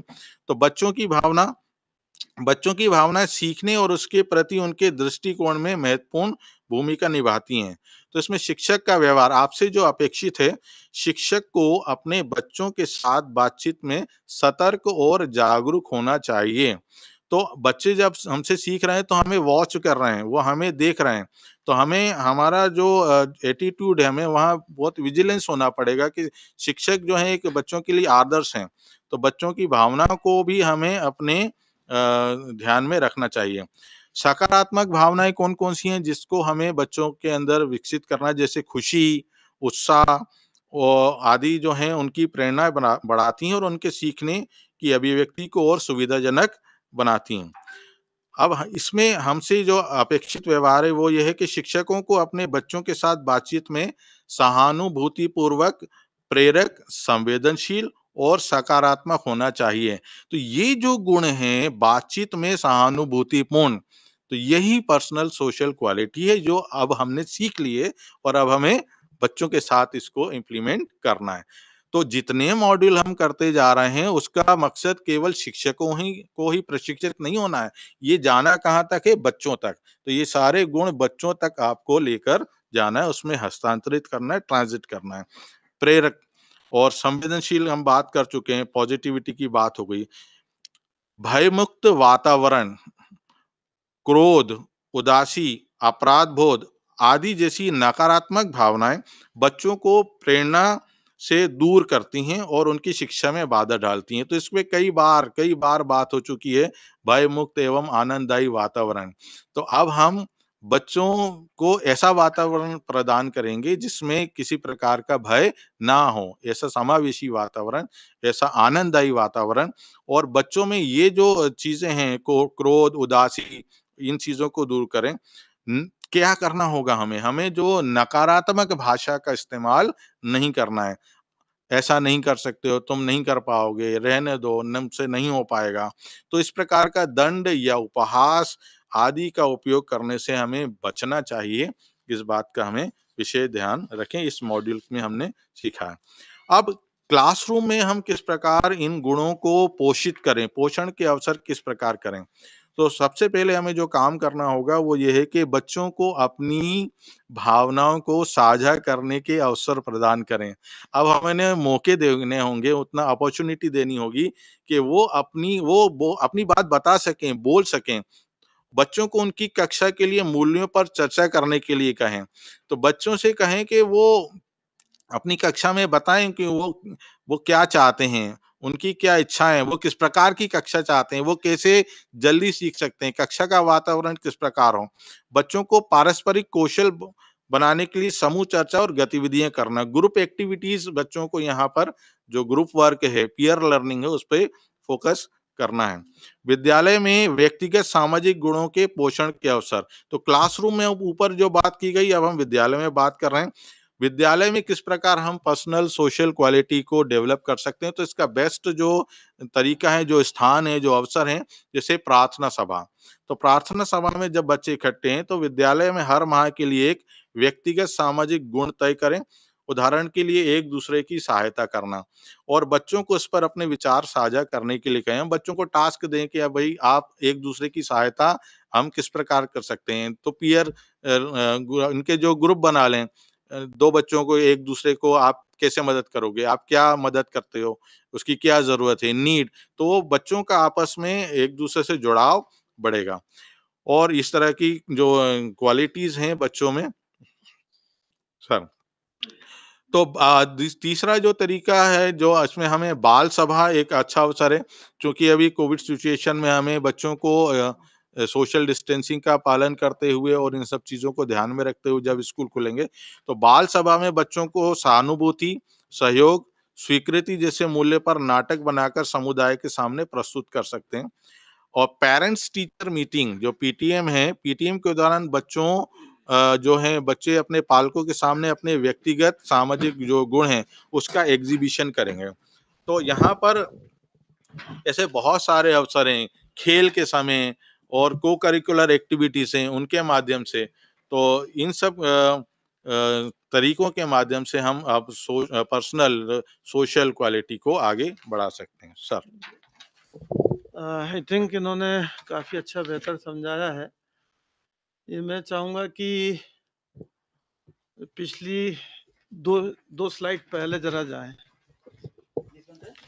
ये बच्चों को सुरक्षित, सम्मानित महसूस, व्यक्तिगत सामाजिक योग्यता तक ले आए आप। जैसा कि साथियों अभी आपको एक्सपर्ट्स ने कहा है कि व्यक्तिगत और सामाजिक योग्यताओं का पोषण, स्कूल वो प्लेस है जहां बच्चे आते हैं हमारे पास और वो एक अपना घर से कुछ सीखे हुए गुण लेकर के आते हैं। उनकी कुछ एक समझ होती है, वो अपनी एक समझ, एक परिवार से जो उनके जो जिसको हम कह सकते हैं परिवार से जो सीख मिलती है, जो बातचीत करने का तरीका होता है, लहजा होता है, सम्मान, एक दूसरे को किस तरीके से परिवार में सम्मान देते हैं, वो एक सीख लेकर के आते हैं। पर विद्यालय में जब वो आते हैं तो वो अपने परिवेश या घर की भाषा, घर के जो बोलचाल के तरीके हैं, घर में किस तरीके से वो एक दूसरे को सहयोग करते हैं, उसको लेकर के आते हैं। पर जब विद्यालय में आते हैं तो विद्यालय में उसको साथी मिलते हैं। घर में छोटा भाई बहन हो सकता है, बड़ा भाई बहन हो सकता है, परंतु उसके उसी के उम्र के बच्चे कम मिल पाएंगे। और इसलिए इसमें हमें ये देखना चाहिए कि शिक्षक के रूप में हम उनके साथ क्या कर सकते हैं और कैसे कर सकते हैं। इसको शाब्दिक रूप से समझने की जगह हम इसको एक व्यावहारिक रूप से समझें कि बच्चा यदि कक्षा में आया है तो हम उसको वो अवसर देंगे कि किस तरीके से वो एक दूसरे से बात कर पाएगा। उसके अंदर जो झिझक है वो हम कैसे तोड़ेंगे। तो इसमें हम कर सकते हैं कि बच्चे को प्रतिदिन विद्यालय में जब कक्षा प्रारंभ हो तब हम 10 मिनट का समय ऐसा रखें जब कोई भी 2 बच्चे या 3 बच्चे आकर के अपने बारे में बताएंगे। एक छोटी सी एक्टिविटी हम कर सकते हैं और उसमें हम कुछ बिंदु तय कर देंगे कि हमें उसमें बताना होगा कि हम कितनी बजे उठे, फिर हमने क्या किया, फिर उसके बाद हमने क्या किया। जैसे हम कह सकते हैं कि वो उठा, उठने के बाद फ्रेश हुआ, ब्रश किया, ब्रश करने के बाद उसने नाश्ता किया, नाश्ते में क्या खाया, क्या पिया और उसके बाद उसने क्या किया, कौन सा खेल खेला, घर में कौन कौन है, आज क्या सब्जी बनी थी, घर में पिताजी ने क्या कहा, माँ ने क्या कहा, दादा दादी ने क्या कहा। मतलब ये कि वो अपने परिवार के बारे में बात कर सके, जो उसका वेल नोन एटमॉस्फेयर है, जिसमें वो रहता है, जिसमें वो इंटरेक्ट करता है। जब हम उसके बारे में उसको कहने का अवसर देंगे तो वो आके क्लास में बोलने की कोशिश करेगा। और आप याद रखिए जब मंच पे हम पहली बार गए थे तो हमें कितनी घबराहट हुई थी, और उस बच्चे को यदि कक्षा में वो एटमॉस्फेयर हमने दे दिया बोलने का तो वो रोज बोलना शुरू करेगा, अपने बारे में व्यक्त करना शुरू करेगा। और जब वो ये बोलना शुरू करेगा तो किसी दूसरे को सुनना शुरू करेगा। दोनों गुणों का विकास होगा, सुनने के गुण की क्षमता विकसित होगी और बोलने की आदत विकसित होगी। और इसलिए जरूरी है कि उसको हम छोटा सा अवसर दें, सरलतम जो उसको आता है। कोई अननोन चीज पूछिए मत, नया कोई सवाल हम कहते हैं कि कोई आप कविता सुनाइए, कहानी सुनाई, नहीं। तुम जो घर में तुमने क्या किया, आज तुमने क्या रास्ते में आए थे तो क्या क्या देखा, घर से विद्यालय आ रहे थे तो कौन कौन से पेड़ दिखे, कौन कौन से जानवर दिखे, कौन कौन सी दुकानें दिखी, दुकानों पे क्या था, वही बताइए। तो मतलब उसको बोलने के अवसर देना, व्यक्त करने के अवसर देना। और एक बार वो व्यक्त करना सीख गया, फिर आप जटिल से जटिल वस्तु दे दीजिए, वो सीख जाएगा, बात कर लेगा। और इसलिए उस बच्चे को जो निष्क्रिय है कक्षा में उसको हम सक्रिय कर देंगे। जो आप सेकंड पॉइंट इसमें कह रहे हैं ना, सक्रिय रूप से अपने बच्चों के व्यक्तिगत दृष्टिकोण से उन्हें समझने की कोशिश करना। शिक्षक जब बच्चा बोलेगा तो शिक्षक सुनेगा, और जब शिक्षक सुनेगा तो शिक्षक समझने की कोशिश करेगा कि बच्चे ने ऐसा क्यों बोला। शिक्षक को सोचना चाहिए। यदि उसने ये कहा कि मैंने नाश्ते में आज चाय पी, लगातार वो बता रहा है कि मैंने चाय पी, कभी उसने नहीं कहा कि दूध नहीं पिया, या कभी फल नहीं खाए, या अंकुरित बीज नहीं खाए, तो कहीं ना कहीं ये कि उसके परिवेश, उसके घर की स्थिति क्या है, इसकी समझ एक शिक्षक को मिलेगी। घर में कौन कौन है उसके बारे में समझ मिलेगी, कौन बीमार है कौन स्वस्थ है उसके बारे में समझ मिलेगी। और इसलिए बच्चे की समस्याओं को यदि शिक्षक ने समझ लिया, जब बच्चे को शिक्षक समझेगा तो शिक्षक को भी बच्चे समझेंगे, क्योंकि जब वो उसकी परेशानियों में साथ देगा शिक्षक, तो बच्चा भी शिक्षक को समझेगा और शिक्षक के निर्देशों का पालन करेगा। दूसरी चीज है कि बच्चों की भावना सीखने के प्रति उनके दृष्टिकोण की महत्वपूर्ण भूमिका निभाते हैं बच्चे। तो ये भावनाएं हम कैसे विकसित करें? बच्चा सीखता कब है? इन्होंने बहुत अच्छी बात की थी भय मुक्त वातावरण की। शाला सिद्धि में बहुत समझाया, बहुत चर्चा की। भय मुक्त का आशय क्या? भय मुक्त का आशय ये कि एक सहज वातावरण जिसमें कोई भी बच्चा उठ करके अपनी बात कह सके। जैसे कोई भी बच्चा अपनी मां से बात करने में जितना सहज होता है, उतना सहज किसी के साथ नहीं होता। क्यों होता है? कि मां उसकी हर बात को सुनती है, समझती है। चाहे वो मां उसको डांटे, उसको पीटे, उसको कुछ भी करे, फिर भी वो बच्चा अपनी व्यथा मां से ही आके कहता है। उसका सबसे बड़ा रीजन है कि मां उसकी परेशानियों को समझती है कि इसको कब भूख लगी है, इसको क्या परेशानी है। मां अपने आप उसको समझ देती है, बच्चा नहीं कहता तो भी समझता। तो वो चीज शिक्षक के अंदर तब आएगी जब वो बच्चे के साथ संवाद करेगा, उसकी परेशानियों को समझेगा, उसके व्यक्तिगत गुणों की तारीफ करेगा, उसके अच्छे कार्य की तारीफ करेगा, और कोई गलत किया है तो उसको समझाएगा। और इसीलिए ये आवश्यक है कि उसको हम इस तरीके के सहानुभूति पूर्वक वातावरण में रखें और एक दूसरे के प्रति सहायता करने के लिए प्रेरित करना। इसके लिए जरूरी है कि जो कक्षागत प्रबंधन आप तैयार करेंगे, कक्षा का कोई भी काम शिक्षक जितना कम से कम काम करेगा और बच्चों को जितने से ज्यादा इन्वॉल्व करेगा, उतना अच्छा क्लासरूम मैनेजमेंट होगा, उतना अच्छा डिसिप्लिन बनेगा, उतनी अच्छी एक्टिव क्लास होगी। आप करके देखिए कि कक्षा की व्यवस्था, टाट पट्टी कौन बिछाएगा, चौक कौन लाएगा, डस्टर कौन लाएगा, कोई यदि आता है तो उसको नमस्कार कैसे करेंगे, कोई किसी को बुलाना है तो उसको कैसे संबोधित करेंगे, क्योंकि ये सिखाना पड़ता है। अपने पिताजी का नाम लेंगे तो कैसे बोलेंगे, उसके आगे श्री लगाएंगे या नहीं लगाएंगे, माँ का नाम है तो उसको कैसे संबोधित करेंगे, बड़े भाई है तो उसको कैसे संबोधित करेंगे, नगर का बुजुर्ग है तो कैसे संबोधित करेंगे। मतलब ये चीजें आप डे टू डे लाइफ में कक्षा के अंदर सिखा सकते हैं। और जब भयमुक्त वातावरण होगा तो क्रोध की बात ही नहीं होगी, फिर उदासी की बात नहीं होगी। और ये जरूरी है कि शिक्षक बच्चों से बीच बीच में हल्की फुल्की बात भी करे, उनको कुछ चुटकुला सुनाए, उनको कोई कहानी सुनाए, उनकी किसी बच्चे ने कोई अच्छी एक्टिविटी की है तो उसको थोड़ा सा शाबाशी दे। क्योंकि आप देखेंगे अच्छा शिक्षक वो होता है जो बच्चे ने छोटा सा भी काम अच्छा किया उसको कहता है शाबाश, वेरी गुड। और ये दो शब्द ऐसे होते हैं जो बच्चे को अगला काम करने के लिए जस्ट 2 टाइम 3 टाइम एनर्जी दे देते हैं। और इसलिए इसमें कंजूसी शिक्षक को नहीं करना चाहिए।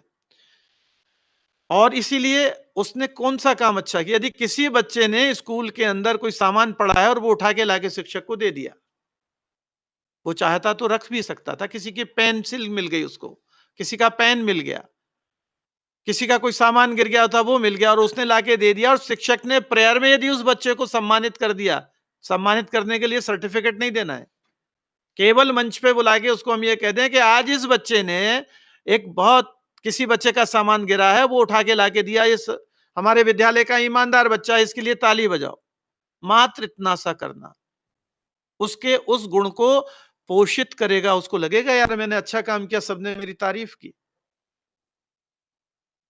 यदि किसी ने झगड़ा किया और वो आके मंच पे स्वीकार कर ले कि मैंने गलत किया था, मैं अब झगड़ा नहीं करूंगा, इसके साथ अच्छे से रहूंगा, मतलब वो क्षमा मांगना सीखता है, क्षमा करना सीखता है।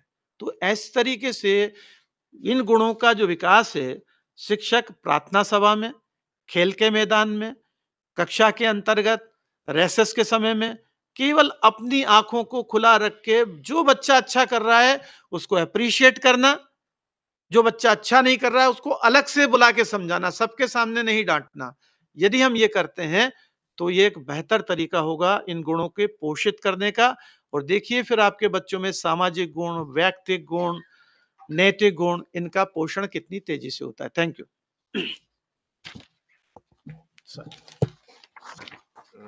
धन्यवाद, बहुत अच्छी बात कही आपने। साथियों, जो अभी विशेषज्ञों की तरफ से कमेंट आपने सुने, आपका अपना स्वयं का अनुभव भी होगा और इस अनुभव के आधार पर आप इस बात पर सहमत भी होंगे जो बात कही गई है। अब महत्वपूर्ण बिंदु यही है कि जब हम कक्षा में होते हैं तो अपने संवेगों को किस तरह से नियंत्रित करते हैं और इन कही हुई बातों को या पढ़ी हुई बातों को इस्तेमाल कब करते हैं। ये उसी तरह का है कि जब नाव चलाना सीख लिया और तैरना भी सीख लिया किताबों में पढ़ते हुए, लेकिन जब नाव में बैठे हैं और उसमें डूबने की स्थिति हुई तो तैरने का ज्ञान वहां पर प्रयोग में आ पाया कि नहीं। नेक्स्ट स्लाइड लेंगे। आपने देखा होगा कि पिछले वर्षों में जो किताबों में परिवर्तन हुआ है, फेज्ड मैनर में प्रदेश में एनसीईआरटी की पुस्तकों का समावेशन किया जा रहा है और धीरे-धीरे आपने उसकी ट्रेनिंग भी ली है पिछले 3-4 वर्षों पहले से। और उन ट्रेनिंग के दौरान भी इन बातों को बहुत जोर देकर कहा गया है कि पाठ्य पुस्तकों में शिक्षक के लिए 2 शब्द लिखे हैं और उसके बाद जब आप पाठ पढ़ाने जाते हैं तो पाठ में भी कुछ गतिविधियाँ बताई गई हैं। इन गतिविधियों को आम तौर पर यदि हम एक आम शिक्षक की बात करें तो वो पढ़कर और छोड़ देते हैं या बच्चों के साथ उस पर कोई संवाद नहीं करते। और जो अच्छे शिक्षक हैं उन्होंने उस शिक्षक के लिए जो 2 शब्द हैं एनसीईआरटी की पाठ्य पुस्तकों में उसको आत्मसात कर लिया, उसकी एक-एक लाइन को पढ़ा है, उन्होंने बार-बार पढ़ा है। और जब वो बार-बार पढ़ते हैं तो उनके जीवनचर्या में वो गुण आ गए हैं। और आप देखेंगे कि गतिविधियाँ जो पाठ्यपुस्तकों में दी गई हैं, वो बच्चे के प्रति संवेदनशीलता को बढ़ाने वाली, बच्चे की समाज के प्रति संवेदनशीलता को बढ़ाने वाली और जो समाज में आ रही विकृतियाँ हैं, उनसे किस तरह से समाज में परिवर्तन लाए जा सकते हैं, इसको बहुत अच्छी तरह से आप देख सकते हैं। यदि आपके बच्चे भी छोटी कक्षाओं से पढ़कर निकले होंगे, तो बहुत बार आपने ये अनुभव किया होगा कि बच्चा आपको पॉलीथीन सड़क पर फेंकने के लिए किस तरह से मना करता है। और आप फिर शर्मिंदगी महसूस करते हैं कि ये गलती आपकी पीढ़ी करती रही, लेकिन आज के बच्चे इस बारे में हमको सचेत कर रहे हैं, जागरूक कर रहे हैं। कचरा बाहर नहीं फेंकना है, पॉलीथीन को कम उपयोग करना है। इस तरह की बातें बच्चों ने पाठ्य पुस्तकों में पढ़ी हैं और शिक्षकों ने सिखाई हैं, तो वो हम अभिभावकों को सिखाना शुरू कर रहे हैं। मतलब नई जनरेशन पुरानी जनरेशन को सुधार सकती है, ये भी एक बड़ा महत्वपूर्ण पहलू है इन पाठ्य पुस्तकों के माध्यम से। इस बात को हमें समझने और स्वीकारने की आवश्यकता है और यदि ये प्रेरणा हमने बच्चों में पैदा कर दी, तो हम समाज में बदलाव के लिए जाने जाते हैं शिक्षक साथी, तो उस बात को सार्थक कर सकेंगे कि हम समाज में बदलाव ला सकेंगे। विद्यालय में जो एक स्वस्थ और सुरक्षित वातावरण बनाने की बात कही गई है, वो इसी तरह की बात है कि आप इस तरह की बातों को जो पाठ्यपुस्तकों में भी लिखी है और पाठ्यपुस्तकों से बाहर निकल कर भी बहुत सारी गतिविधियाँ ऐसी करा सकते हैं, बच्चों को प्रेरित कर सकते हैं।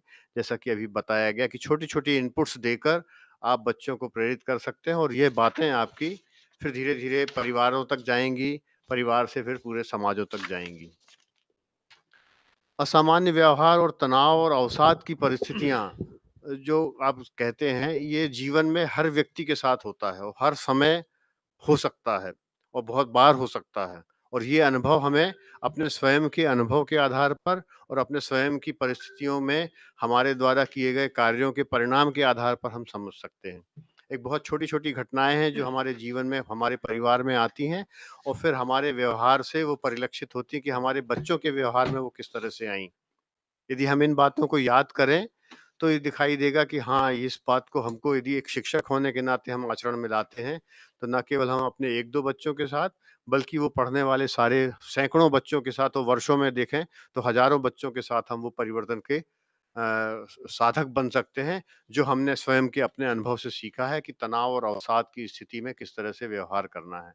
जो वर्तमान परिस्थितियों की यदि हम बात करें, तो जो पैंडेमिक सिचुएशन थी और कोविड सिचुएशन में जो रिस्ट्रिक्शन लगाए गए थे और जो एक अनजाना भय व्याप्त हो रहा था, उस अनजाने भय से निपटने के लिए धीरे-धीरे हमने किस तरह से अपने देश में, अपने समाज में वातावरण निर्माण किया और फिर उस जागरूकता के माध्यम से हमने इस परिस्थिति से लड़ना सीखा है।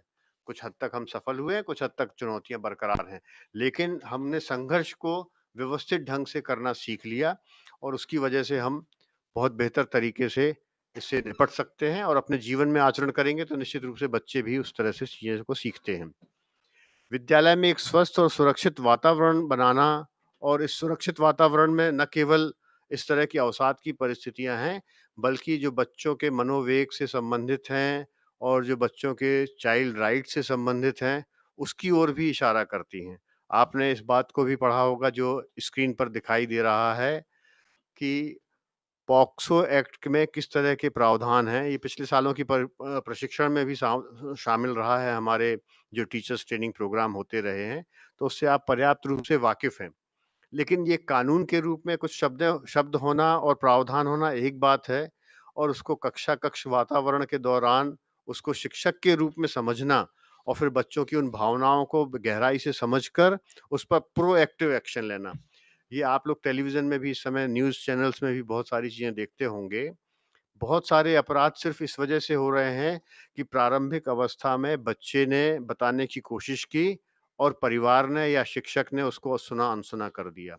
या कई बार जो हम समावेश की बात कर रहे थे, सामाजिक परिस्थितियों में हम देखते हैं कि समाज के विभिन्न वर्गों के बच्चों के साथ हमारा व्यवहार यदि अलग-अलग होता है, तो इस तरह की आपराधिक परिस्थितियाँ बनती हैं।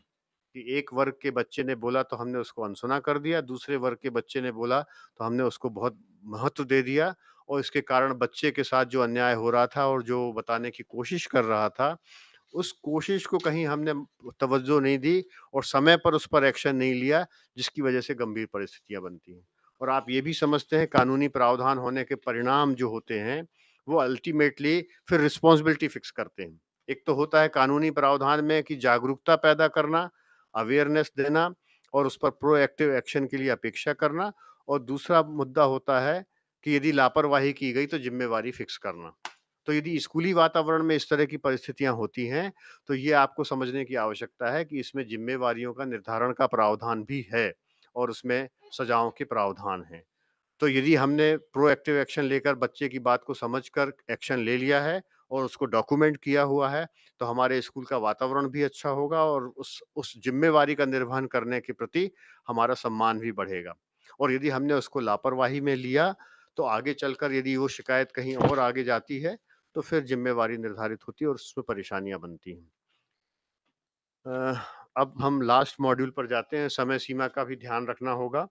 और मैं बार-बार इस बात को कह रहा हूँ कि जिलों पर भी इस बात को चर्चा का लगातार केंद्र बिंदु बनाए रखना होगा हमको अपने जो क्लस्टर लेवल के डिस्कशंस हैं, कि हम किस तरह से इसको इम्प्लीमेंट करने जा रहे हैं। तो इसका जो क्रियान्वयन होगा वो ज़्यादा आसान हो सकेगा, समझ भी बेहतर बन सकेगी। जो लास्ट तीसरा मॉड्यूल था इसका, विद्यालय में स्वास्थ्य एवं कल्याण। विद्यालय में स्वास्थ्य का मतलब अलग-अलग संदर्भों में लिया जाएगा। बच्चों के संदर्भ में अलग होगा, शिक्षकों के संदर्भ में अलग होगा, और फिर ओवरऑल सामाजिक परिवेश की दृष्टि से देखें तो स्कूल का वातावरण के संदर्भ में अलग होगा। अब यदि हम बच्चे के संदर्भ में देखते हैं, तो शारीरिक, मानसिक और भावनात्मक और सामाजिक स्वास्थ्य, ये एक ऑल राउंड पर्सनैलिटी डेवलपमेंट का हिस्सा है। यदि इस तरह की सुरक्षा का वातावरण है, तो बच्चे का जो डेवलपमेंट है, उसका प्रभाव हम बहुत अच्छी तरह से समझते हैं, और इसको बार-बार समझने की आवश्यकता है कि इस तरह की परिस्थितियों को और इस तरह के स्वास्थ्य को समझते हुए बच्चे के साथ व्यवहार किया जाएगा, तो बच्चे के विकास को जो गति मिलती है, वो अप्रतिम होगी। ये सब आपने उस मॉड्यूल में पढ़ा है कि अकादमिक प्रगति के लिए जो बच्चे का स्वास्थ्य है और उसके विकास के विभिन्न पहलू हैं, इसको आपने सैद्धांतिक रूप से बहुत अच्छी तरह से पढ़ा है। लेकिन सोचने वाली बात ये है, जो नेक्स्ट स्लाइड में आ रही है, कि मैं इस बच्चे के खराब शैक्षणिक प्रदर्शन के बारे में उसके माता-पिता से शिकायत करूँगा। ये आम तौर पे शिक्षक का व्यवहार होता है, और ख़ास तौर से जो एडोलेसेंट ऐज के बच्चे हैं, जो 6वीं 7वीं ऑनवर्ड्स आ गए हैं और थोड़ी उनकी शैतानियाँ बढ़ने लगती हैं, फिज़िकल एक्टिविटीज़ बढ़ती हैं, फिज़िकल स्ट्रेंथ बढ़ती है, तो वो स्कूल में एक चुनौती का वातावरण भी निर्मित करते हैं। कई बार उनके बिहेवियरल प्रॉब्लम होते हैं और वो रिफ्लेक्शन बच्चों के साथ आता है और कई बार शिक्षकों के साथ भी आता है। और हम में से बहुत साथियों ने अपने माता-पिता की मार भी इस बात पर खाई है कि गुरुजी ने हमारी शिकायत कर दी और हमको मार पड़ी घर में आने पर, और उस मार का प्रभाव ये हुआ कि उस शिक्षक के प्रति हमेशा का एक इमेज बना ली हमने। और दूसरी तरफ शिक्षक ने स्वयं ही एक वातावरण बनाया और बच्चे के साथ संवाद करना शुरू किया, तो बच्चे की समस्या को भी समझा और उसके समाधान को भी खुद ही किया। और बच्चे को जो बात वो कहा जा रहा है कि माता-पिता से शिकायत करूँगा, उसकी तुलना में जो नीचे वाली लाइन है, पता लगाने की आवश्यकता है कि क्या इसके घर पर सब कुछ ठीक है? तो ये न केवल बच्चे से जुड़ने की बात हुई, बच्चे के परिवार से भी जुड़ने की बात होती है। और ऐसे ऐसे जो रास्ते हैं, वो टीचर को एक समाधान की दिशा भी देते हैं और साथ ही साथ एक अलग तरह की ऊर्जा देते हैं। और ऐसा जो वातावरण बनता है कि न केवल बच्चे से जुड़ना, बल्कि बच्चे के परिवार से भी जुड़ना, वो एक अलग तरह की विद्यालयीन वातावरण को निर्मित करता है। और यहाँ पर जो शिक्षक की भूमिका है कि बच्चे के होलिस्टिक डेवलपमेंट के लिए वो किस तरह से काम करेगा, बच्चे के इमोशनल डेवलपमेंट के लिए वो किस तरह से काम करेगा, और जो शैक्षणिक प्रक्रियाएँ हैं या पाठ्य पुस्तक में जो बात कही गई है, उससे अवगत होते हुए बच्चे को प्रेरित करना कि वो जो शैतानी कर रहा था या जो गलत रास्ते पर जा रहा था, वो इस पाठ्य पुस्तकों के माध्यम से दी गई गतिविधियों के माध्यम से दिशा देते हुए किस तरह से उसको आगे बढ़ाया जा सकता है। इसी तरह से समग्र स्वास्थ्य और विकास सुनिश्चित करने के लिए हमें क्या करने की आवश्यकता है, इस पर बहुत ध्यान देने की ज़रूरत है, क्योंकि जब हम पाठ योजना बनाते हैं और स्वयं तैयार होते हैं कि हम आज बच्चों को क्या पढ़ाने जा रहे हैं, तो वो सिर्फ़ पाठ्य पुस्तक पर निर्धारित नहीं होता। वो पाठ्यपुस्तक में तो कुछ सुझावात्मक गतिविधियाँ दी गई हैं और कुछ इस तरह की बातें कही गई हैं जो जैसा शुरू में हमने कहा था कि नेशनल करिकुलम फ्रेमवर्क है, नेशनल पॉलिसी है कि हम संवैधानिक गुणों को विकास करने के लिए और संवैधानिक नियमों का पालन करने के लिए शिक्षा प्रदान करेंगे। ये एक स्टेटमेंट हो सकता है, पॉलिसी स्टेटमेंट। लेकिन इसको जब आचरण में लाने की बात होगी, तो वो सिर्फ़ किताबी ज्ञान से नहीं होगा। और इसलिए समेकित पाठ योजना बनाने के दौरान किस तरह से हम पाठ्य पुस्तकों से बाहर निकल कर भी बच्चों के साथ गतिविधियाँ कर सकते हैं, इसमें मुझे लगता है देवांग जी कुछ प्रकाश डालना चाहेंगे। जी। इसमें जो हमारी तैयारी है, इस मॉड्यूल को करने के बाद विद्यालय में स्वास्थ्य और कल्याण, तो हमें अब स्वयं को तैयार करना है। तो तैयार करने के लिए 2 मुख्य बातें हैं। विषय के प्रति जागरूकता। इसमें जो बाल संरक्षण नीतियों के बारे में, बाल समग्र स्वास्थ्य के बारे में इन विषयों पे चर्चा की है, तो अब हमें इस पे जागरूकता विकसित करने का काम करना है। और हमें ये समझना है कि मानसिक और भावनात्मक व्यथाएँ बच्चों में कैसे प्रकट होती हैं। तो बच्चों को भी अब हमें समझना होगा कि उनकी जो मानसिक व्यथाएँ हैं, उनकी जो भावनात्मक जो परेशानियाँ हैं, वो क्या-क्या हैं। अब पाठ्यचर्या और शैक्षणिक नीतियों और प्रथाओं के बारे में जागरूकता विकसित करें। तो कैसे करेंगे? तो इसके लिए सबसे पहले हमें स्वयं जो है इसका प्रेरणा स्रोत बनना होगा। प्रेरणा स्रोत बनने के लिए स्वस्थ आदतों का अभ्यास हमें स्वयं भी करना है और अब बच्चों से भी कराना है। और ये अभ्यास हमें नियमित रूप से करना है ताकि हम बच्चों के लिए एक आदर्श प्रस्तुत कर सकें। अब ये अभ्यास क्या-क्या हो सकते हैं? जैसे कि शारीरिक व्यायाम, योग का अभ्यास करें। तो जब हम अभ्यास कर रहे हैं प्रार्थना सभा में, हम स्वयं भी करें और बच्चों से भी कराएँ। तो जो चीज़ें हम अपने आप में स्वयं में विकसित करेंगे, वो हम बच्चों तक ले जा पाएँगे, जिससे बच्चों का जो स्वास्थ्य है और उनका जो कल्याण है स्वास्थ्य के साथ-साथ, वो बेहतर हो सके। अब इसके लिए हमें समेकित पाठ योजना बनाना होगी। किस प्रकार हम लेसन प्लान जो अपना टीचिंग प्लान बनाएँ। अपने बच्चों के लिए प्रतिदिन 30 मिनट की शारीरिक गतिविधि सुनिश्चित करें। तो विद्यालय जैसे ही ओपन होते हैं, तो हमें इस काम को करना है। न्यूनतम कम से कम, जैसे अभी स्वास्थ्य पर विशेष ध्यान दिया जा रहा है, अपनी इम्यूनिटी बढ़ाना है, अपने हेल्थ को हेल्थ के प्रति हमें कॉन्शियस हैं, बच्चों को भी हम दे रहे हैं। तो अब हमें क्या करना है, कम से कम 30 मिनट, आधे घंटे का समय हमें निकालना है और बच्चों की शारीरिक गतिविधियाँ कराना है। पिछले 6 माह में हम देख रहे हैं कि बच्चों घरों में कैद हैं और फिज़िकल जो एक्टिविटीज़ नहीं कर पाए। तो ये अब आप सीख चुके हैं और अब जैसे ही इसको आप इम्प्लीमेंट करने जाएँगे, फिज़िकल एक्टिविटी बहुत ज़रूर कराएँ। अच्छा, इसमें एक बात का विशेष ध्यान रखेंगे कि जब आप एक्टिविटी करा रहे हैं खेल के मैदान में, कक्षा में, तो उसमें विशेष आवश्यकता वाले बच्चों को ज़रूर शामिल करें, उन्हें इंक्लूड करें, उन गतिविधियों से दूर ना रखें। और अगर इसके लिए कुछ आपको प्लान करना पड़े, कुछ अलग तरह की चीज़ें तैयार करना पड़े, योजना बनाना पड़े, तो प्लान कर लीजिए कि ये बच्चों को आप ज़रूर इसमें शामिल करें।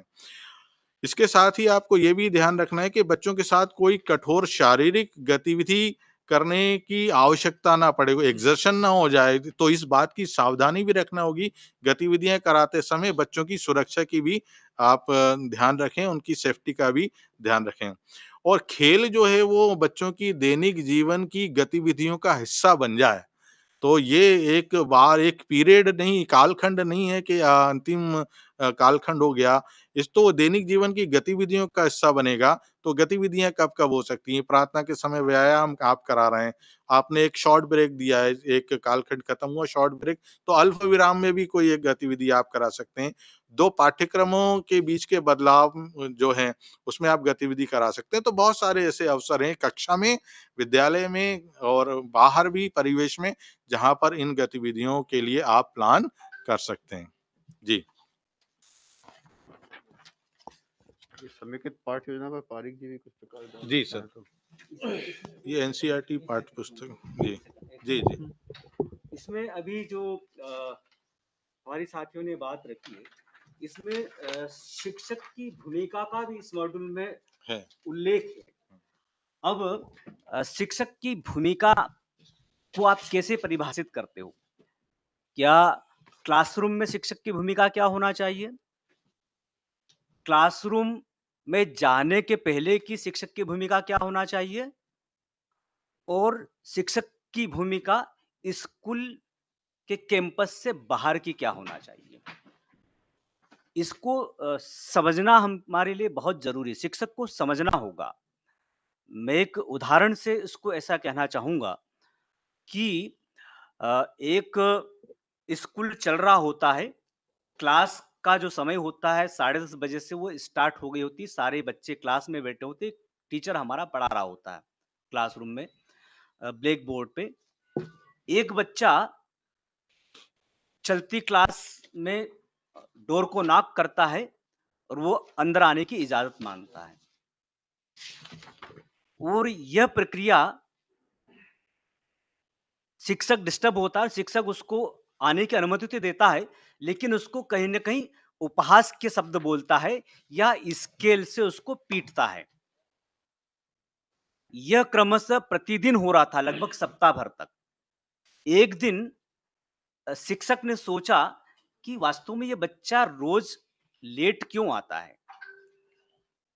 तो उसने पहले शिक्षक के घर का पता किया और उस रास्ते से शिक्षक निकलने की कोशिश करता है कि मैं भी उस रास्ते से आऊं कि अगर बच्चा आता तो रोज स्कूल लेकिन लेट क्यों हो जाता है।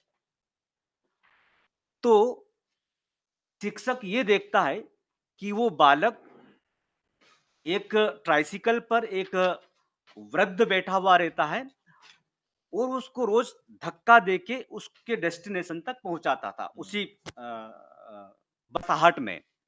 तो ये शिक्षक ने देखा कि वास्तव में बच्चा अपने घर से तो समय समय पर निकलता है, लेकिन रास्ते में रोज किसी न किसी को एक सहयोग करते हुए उसको उस डेस्टिनेशन तक पहुंचाता, उसके बाद वो स्कूल आता है कि उसका टाइम फिक्स है उसको वहां तक पहुंचाने का। इसलिए बच्चा प्रतिदिन कहीं न कहीं 10 से 15 मिनट लेट हो जाता है।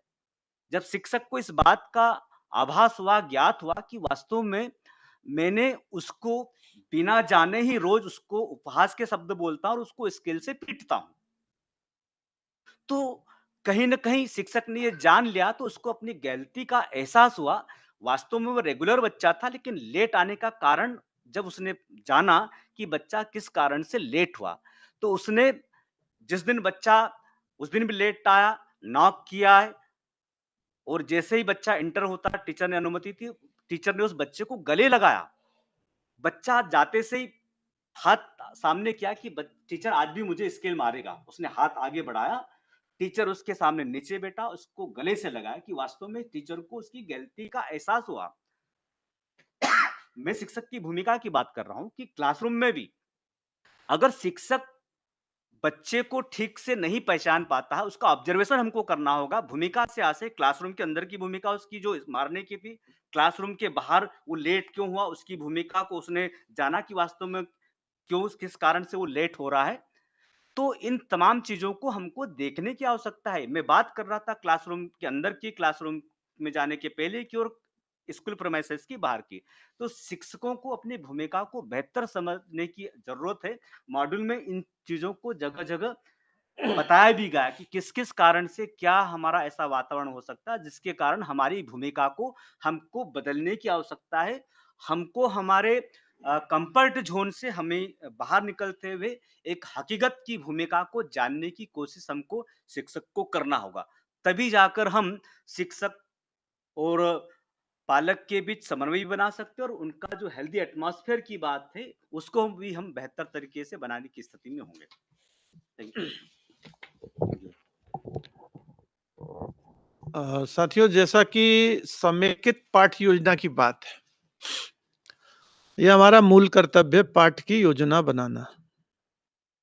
आप सब बनाते हैं, पर जो बीएड डीएड में सीखते हैं वो किसी भी पाठ्य योजना की कॉपी करके बनाते हैं। यहाँ आप अपनी कक्षा में शिक्षण कैसे करेंगे उसकी योजना आपको बनाना है, और वो कैसे बनाएंगे, क्या विषय वस्तु पढ़ाना है, पहले तो ये देखना होगा।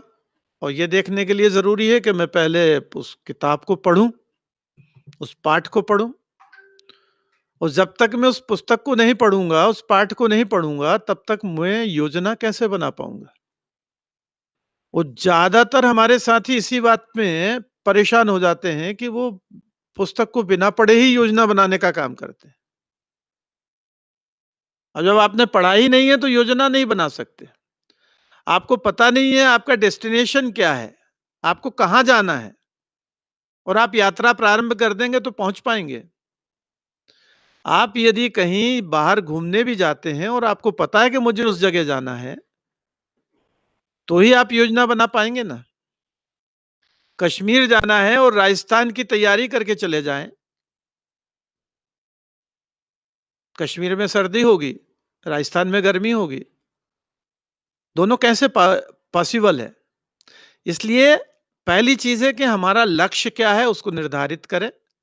मुझे कक्षा में क्या करना है, कल कौन सा पाठ पढ़ाना है, उस पाठ को पढ़ाने में जो मेरे पास समय उपलब्ध है उसमें मैं कितना कर पाऊंगा, चाहे वो पर्यावरण हो, चाहे वो गणित हो, या भाषा हो, विज्ञान हो। यदि मुझे भाषा पढ़ाना है तो भाषा के पढ़ाने की शिक्षण प्रविधि अलग है, गणित पढ़ाना है तो उसकी शिक्षण प्रविधि अलग है, विज्ञान पढ़ाना है तो उसकी शिक्षण प्रविधि अलग है। अब चूंकि यदि मुझे पता है कि कल मुझे परिवेश के बारे में बताना है, पर्यावरण के बारे में पढ़ना है, या भोजन के बारे में पढ़ाना है, बस हम सिंपल सा एक एग्जाम्पल ले लें।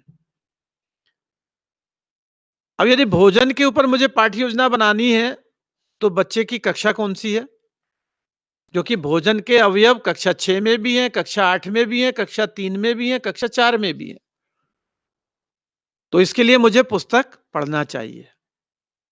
मैं पुस्तक को पढूं और उसमें से देखूं कि कौन कौन से मुख्य अंश इसमें मुझे पढ़ाना है, जिस पे मुझे काम करना है, उनको नोट डाउन करूं। उसकी प्रक्रिया क्या होगी, प्रविधि क्या होगी, उसको देखूं। कौन सी गतिविधि उसके लिए मुझे कराना है, उस गतिविधि को पढूं, और उस गतिविधि में क्या क्या सामग्री लगेगी उसको मैं चिन्हांकित कर लूं। अब यदि गतिविधि कराना है तो गतिविधि के बाद मैं बच्चों से प्रश्न क्या पूछूं जिससे पता चले कि वो सीखे या नहीं सीखे। ये लर्निंग इंडिकेटर्स हो जाएंगे। एक पाठ को पढ़ाने में मुझे कितना समय लगेगा, 2 कालखंड लगेंगे, 4 कालखंड लगेंगे, 6 कालखंड लगेंगे। ये आपको, जो आप यदि लर्निंग आउटकम की टीचर हैंडबुक को देखेंगे तो उसमें 9 कॉलम दिए हुए हैं। वो आपकी पाठ्य योजना बनाने के लिए एक बहुत ही बढ़िया प्रारूप हमने दिया है, और उसको देख करके आप कर सकते हैं। दूसरी चीज, एनसीईआरटी पाठ्य पुस्तक। एनसीईआरटी पाठ्य पुस्तकें, साथियों मेरा आपसे अनुरोध है कि इसको पढ़ें। प्रत्येक शिक्षक एक बार जिस कक्षा को पढ़ाता है उस पुस्तक को ठीक से पढ़ ले, और सबसे पहले आप वो जो 2 शब्द लिखे होते हैं स्टार्टिंग में पहले पेज में उसको पढ़ें, तो आपको समझ में आएगा कि पुस्तक क्यों बनाई गई है, उसका ऑब्जेक्टिव उसमें मिलेगा, किस प्रोसेस पे बनाई गई है वो उसमें मिलेगी, और उसका आउटकम क्या होगा वो भी मिलेगा। और इसलिए यहां 2 शब्द जो आए, समेकित पाठ्य योजना और एक outcome, learning outcomes, learning outcome मतलब आप उसको पाठ को क्यों पढ़ाना चाहते हैं। एक शिक्षक का प्रश्न आया था कि साहब आपने कक्षा 2 में कविता दी है, कक्षा 1 में भी कविता दी है, अब बच्चे को तो पढ़ने ही नहीं आता, वो कविता को कैसे पढ़ेगा। वहां हमने वो जो कविता दी है बच्चे को पढ़ने के लिए नहीं दी है, बच्चे को सुनाने के लिए दी है, कि शिक्षक पढ़ करके बच्चे को सुनाए। हम अब बच्चे के सुनने के गुणों को पुष्ट करना चाहते हैं, बच्चे को पढ़ना नहीं सिखा रहे हैं वहां। और इसलिए उस पाठ का आउटकम क्या है वो शिक्षक को पता होना चाहिए, और इसलिए लर्निंग आउटकम की जो टीचर हैंडबुक है उसको आपको पढ़ना चाहिए। जब आपकी समझ होगी कि ये काम मुझे क्यों करना है, जब समझ होगी तभी आप कर पाएंगे ना, बिना समझ के नहीं कर पाएंगे। और इसलिए आप बिना समझ के आप कितनी भी योजना बना लीजिए सब बेकार बनेंगी। इसलिए पहली आवश्यकता टीचर हैंडबुक जो लर्निंग आउटकम की आपको विषयवार दी है उसको पढ़िए। उसमें सबसे पहले आप देखेंगे पाठ की अवधारणा दी गई है। उस अवधारणा में क्या दिया हुआ है कि हम भोजन के अवयवों का अध्ययन करेंगे, या जंतुओं के आवास का अध्ययन करेंगे, या हम रेशे की प्रकृति के बारे में पढ़ेंगे, या हम पानी के जल संसाधनों के बारे में पढ़ेंगे। मतलब कुछ ना कुछ उसमें एक अवधारणा दी होगी, कंसेप्ट दिया होगा।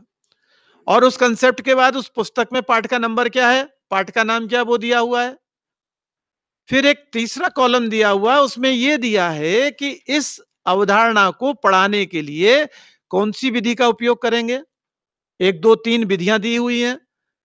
कौन सा इंट्रोडक्शन आप यूज करेंगे, कहानी से शुरू करेंगे पाठ को, कविता से शुरू करेंगे, खेल से शुरू करेंगे, या बच्चों से कुछ प्रश्न पूछ के शुरू करेंगे, उसके आधार पे उसमें करना है। और इसको करने के बाद जब आपने शिक्षण योजना बनाई है तो उसमें कौन सी सहायक सामग्री लगेगी, कुछ हमने सूची भी दी है। ये एक सुझावात्मक है, आप उसको बढ़ा सकते हैं, उसको कम कर सकते हैं। आपको वो करना है जिससे कि उन बच्चों को जो इनको आप पढ़ा रहे हैं उनको वो विषय वस्तु समझ में आ जाए। कोई जरूरी नहीं है कि आप 100% उसकी नकल करें, वो सुझावात्मक है, वो आपको सुझाव देने के लिए है, आप उसका उपयोग कर सकते हैं। और उससे बेहतर करने के लिए आपके पास कोई आइडिया है तो उसका उपयोग करिए। क्यों? क्यों आपका उद्देश्य क्या है, उन बच्चों को सिखाना जिनके लिए आप नियुक्त हैं। इसके बाद आप देखेंगे लर्निंग आउटकम का प्रश्न है। यदि आपने भोजन के अवयव के बारे में पढ़ाया है तो आप पूछ सकते हैं कि सर्दियों में कौन कौन से फल आते हैं। अच्छा, इनमें खट्टे फल के नाम बताओ, खट्टे फल में कौन सा विटामिन मिलता है। ये एक सिंपल क्वेरी है जो आप पढ़ाने के दौरान कर सकते हैं। और यदि बच्चे ने बता दिया कि खट्टे फलों में विटामिन सी होता है, वो एस्कॉर्बिक एसिड बताए, ये जरूरी नहीं है, वो ये कह दे कि खट्टे फलों के नाम ये हैं, तो कक्षा 3 के स्तर का हो गया। खट्टे फलों में कौन सा विटामिन है, ये 4 या 5 के स्तर का बात हो गई। यदि वो कह दे कि एस्कॉर्बिक एसिड है तो 6 7 8 की बात हो गई। विषय वस्तु वही है। तो योजना बना के यदि आप काम करेंगे तो बेहतर परिणाम मिलेंगे। इसमें एक चीज और दी गई है कि जब आपने लर्निंग आउटकम वाला क्वेश्चन पूछ लिया, फिर उसके आकलन के प्रश्न है वो आप देखेंगे। फिर उसके बाद कुछ करके सीखो दिया हुआ है, घर से करके लाने के लिए। जो आपने कक्षा में पढ़ाया है उससे मिलती जुलती गतिविधि घर के गृह कार्य के रूप में दीजिए। और बच्चे ने यदि वो कर लिया तो आप बिल्कुल कॉन्फिडेंट हो जाइए कि आपने जो कल पढ़ाया था वो बच्चा सीख गया। यह है योजना शिक्षण की। शिक्षण योजना में हम बहुत सारी कॉपिंग करते हैं। कॉपिंग करने की जगह हमें प्लान बनाना चाहिए कि मैं बच्चों को कैसे सिखाऊंगा, कौन से प्रश्न पूछूंगा, कौन सी गतिविधि कराऊंगा, कौन सी सामग्री लूंगा, कौन सा चित्र लेके जाऊं, कौन सा चित्र बना करके दिखाऊं। बच्चों के बीच कोई संवाद करा सकता हूं, बच्चों के बीच कोई खेल करा सकता हूं, बच्चों के बीच प्रश्नोत्तरी करा सकता हूं, बच्चों के बीच में कोई चित्रकला का काम दे सकता हूं, या डिक्टेशन दे के काम कर सकता हूं, या सुलेख से काम कर सकता हूं। बहुत सारे ऑप्शन है आपके पास। या बच्चे को कहें कि कहानी पढ़ के सुनाओ, या आपने कहानी सुनाई फिर बच्चे से प्रश्न पूछ लिए। ऐसे कई तरीके हैं जिनसे कि आप योजना बना सकते हैं। योजना आपकी होनी चाहिए क्योंकि आप शिक्षक हैं।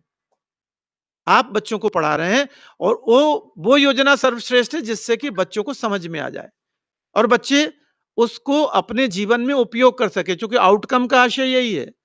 अब आउटकम वो नहीं है कि बच्चे को समझ में आ गया, अब आउटकम का आशय कि बच्चा कर सकता है। आपने यदि उसको जोड़ सिखाया तो बच्चा बाजार में जाके जोड़ करके उसे क्या-क्या सामान लाना था वो करके सीख गया है, वो उसका आउटकम है। बच्चे को यदि आपने भाषा सिखाई है तो वो उसमें बोल करके अपनी बात कह सकता है, वो उसका आउटकम है और इसलिए इसको करना है। एक और बात कहूंगा, थोड़ा सा समय लगेगा, कि जो एनसीईआरटी की टीचर हैंडबुक्स है इनमें कुछ कैरेक्टर्स दिए हुए हैं। एक कैरेक्टर है बूझो और एक कैरेक्टर है पहेली। ये वहां पॉइंट दिए गए हैं जहां बच्चे को अतिरिक्त अध्ययन करना है या अतिरिक्त सीखना है या उसकी जिज्ञासा होनी चाहिए। और इसलिए पाठ को जब आप पढ़ेंगे उसमें आप देख रहे होंगे क्यूआर कोड भी दिया हुआ है, उस क्यूआर कोड से आप अपने फोन से स्कैन करिए तो उसका वीडियो मिल जाएगा। उस वीडियो को देख लेंगे तो बहुत जल्दी आपकी पाठ की समझ बन जाएगी कि मुझे कक्षा में क्या करना है और आप बेहतर तरीके से कर पाएंगे। बच्चे को आप होम असाइनमेंट देंगे और उसका जो भी गृह कार्य दिया उसको चेक जरूर करें, उसकी भी योजना बनाएं। एक दिन में आप 20 बच्चों का पाठ होमवर्क चेक नहीं कर सकते, पर आप एक योजना बना सकते हैं कि 20 बच्चे हैं तो इनको मैं एक सप्ताह में हर बच्चे की कॉपी देख सकूं, वो मेरी योजना हो जाएगी। हर दिन मैं 2 बच्चों की कॉपी चेक करूं, 3 बच्चों की कॉपी चेक करूं।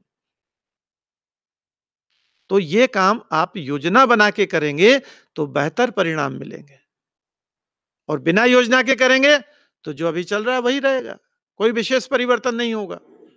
और यदि आप पुस्तक पढ़ के जाएंगे तो मेरा आपसे दावा है कि आपको अच्छे परिणाम मिलेंगे। आप योजना बेहतर बनाएंगे, शिक्षण बेहतर करेंगे, आकलन बेहतर करेंगे और आप जिन बच्चों को पढ़ा रहे हैं उनके परिणाम भी बेहतर आएंगे।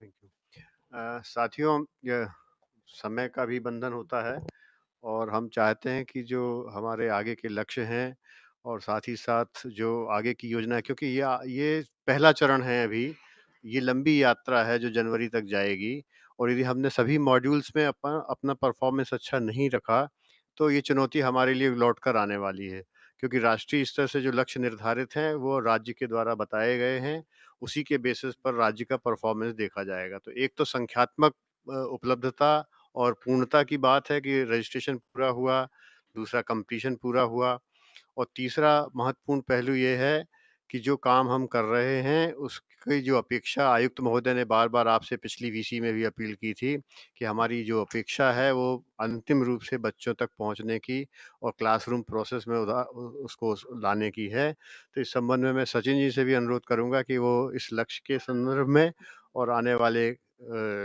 मॉड्यूल्स के बारे में भी थोड़ी सी चर्चा करें।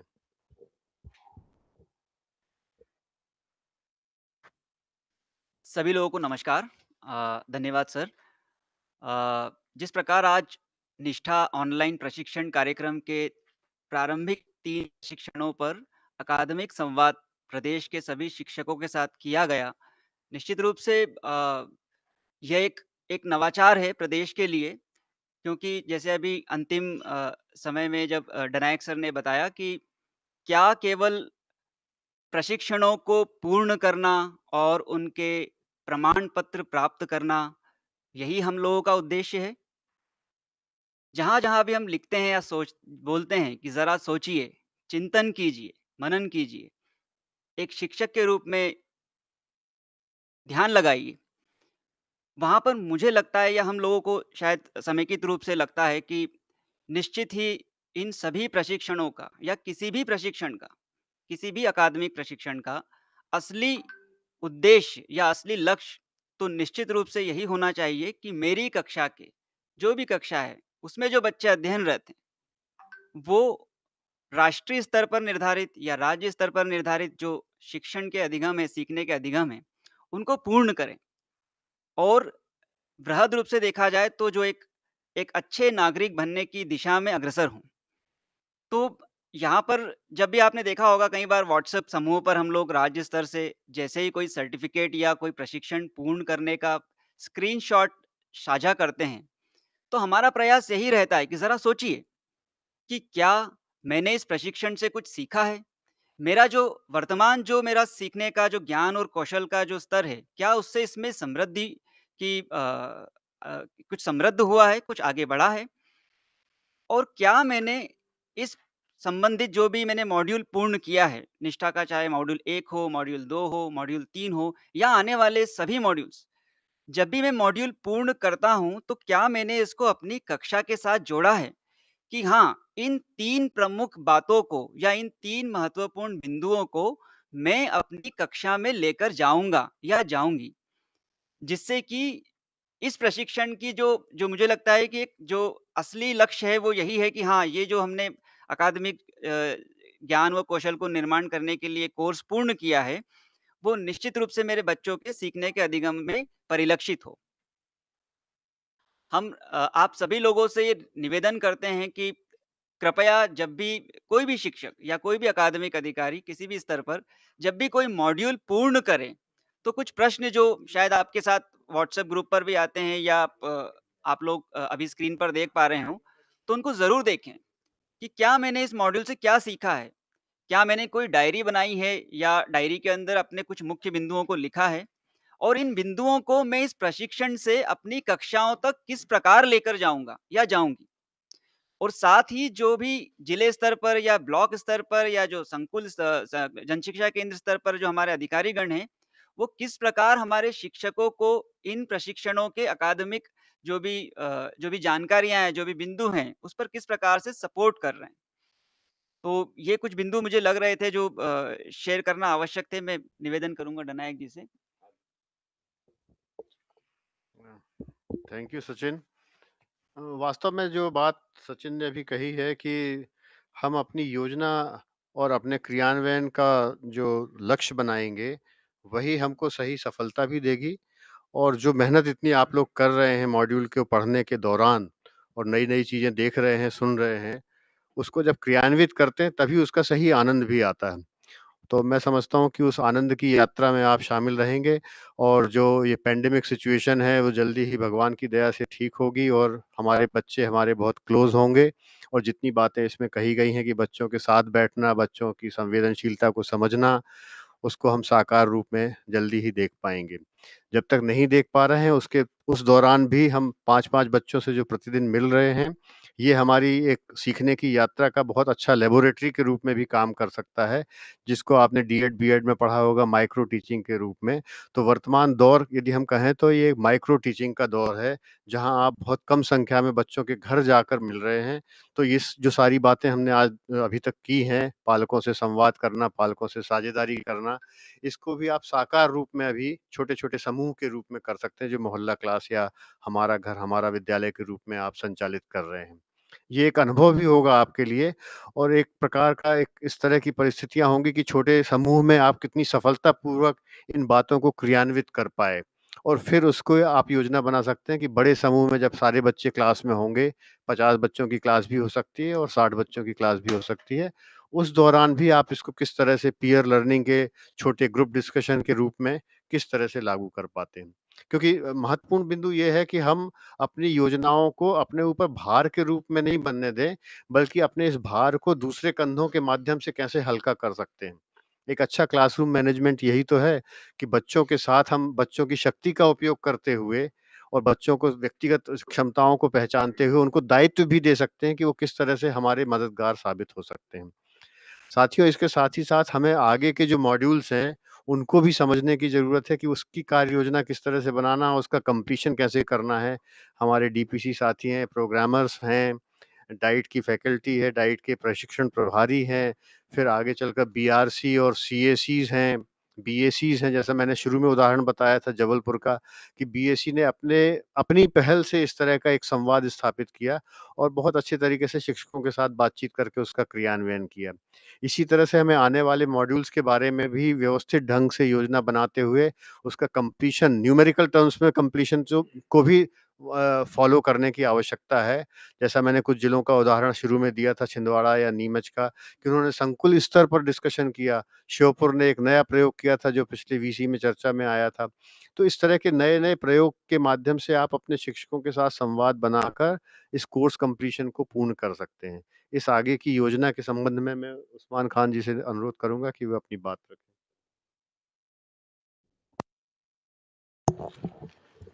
साथियों, पुनः चूँकि हमारे लगभग प्रेज़ेंटेशन पूर्ण हो चुका है, लेकिन कुछ चीज़ें हैं जो मैं सर के पहले आप लोगों से बात करना चाहता हूँ।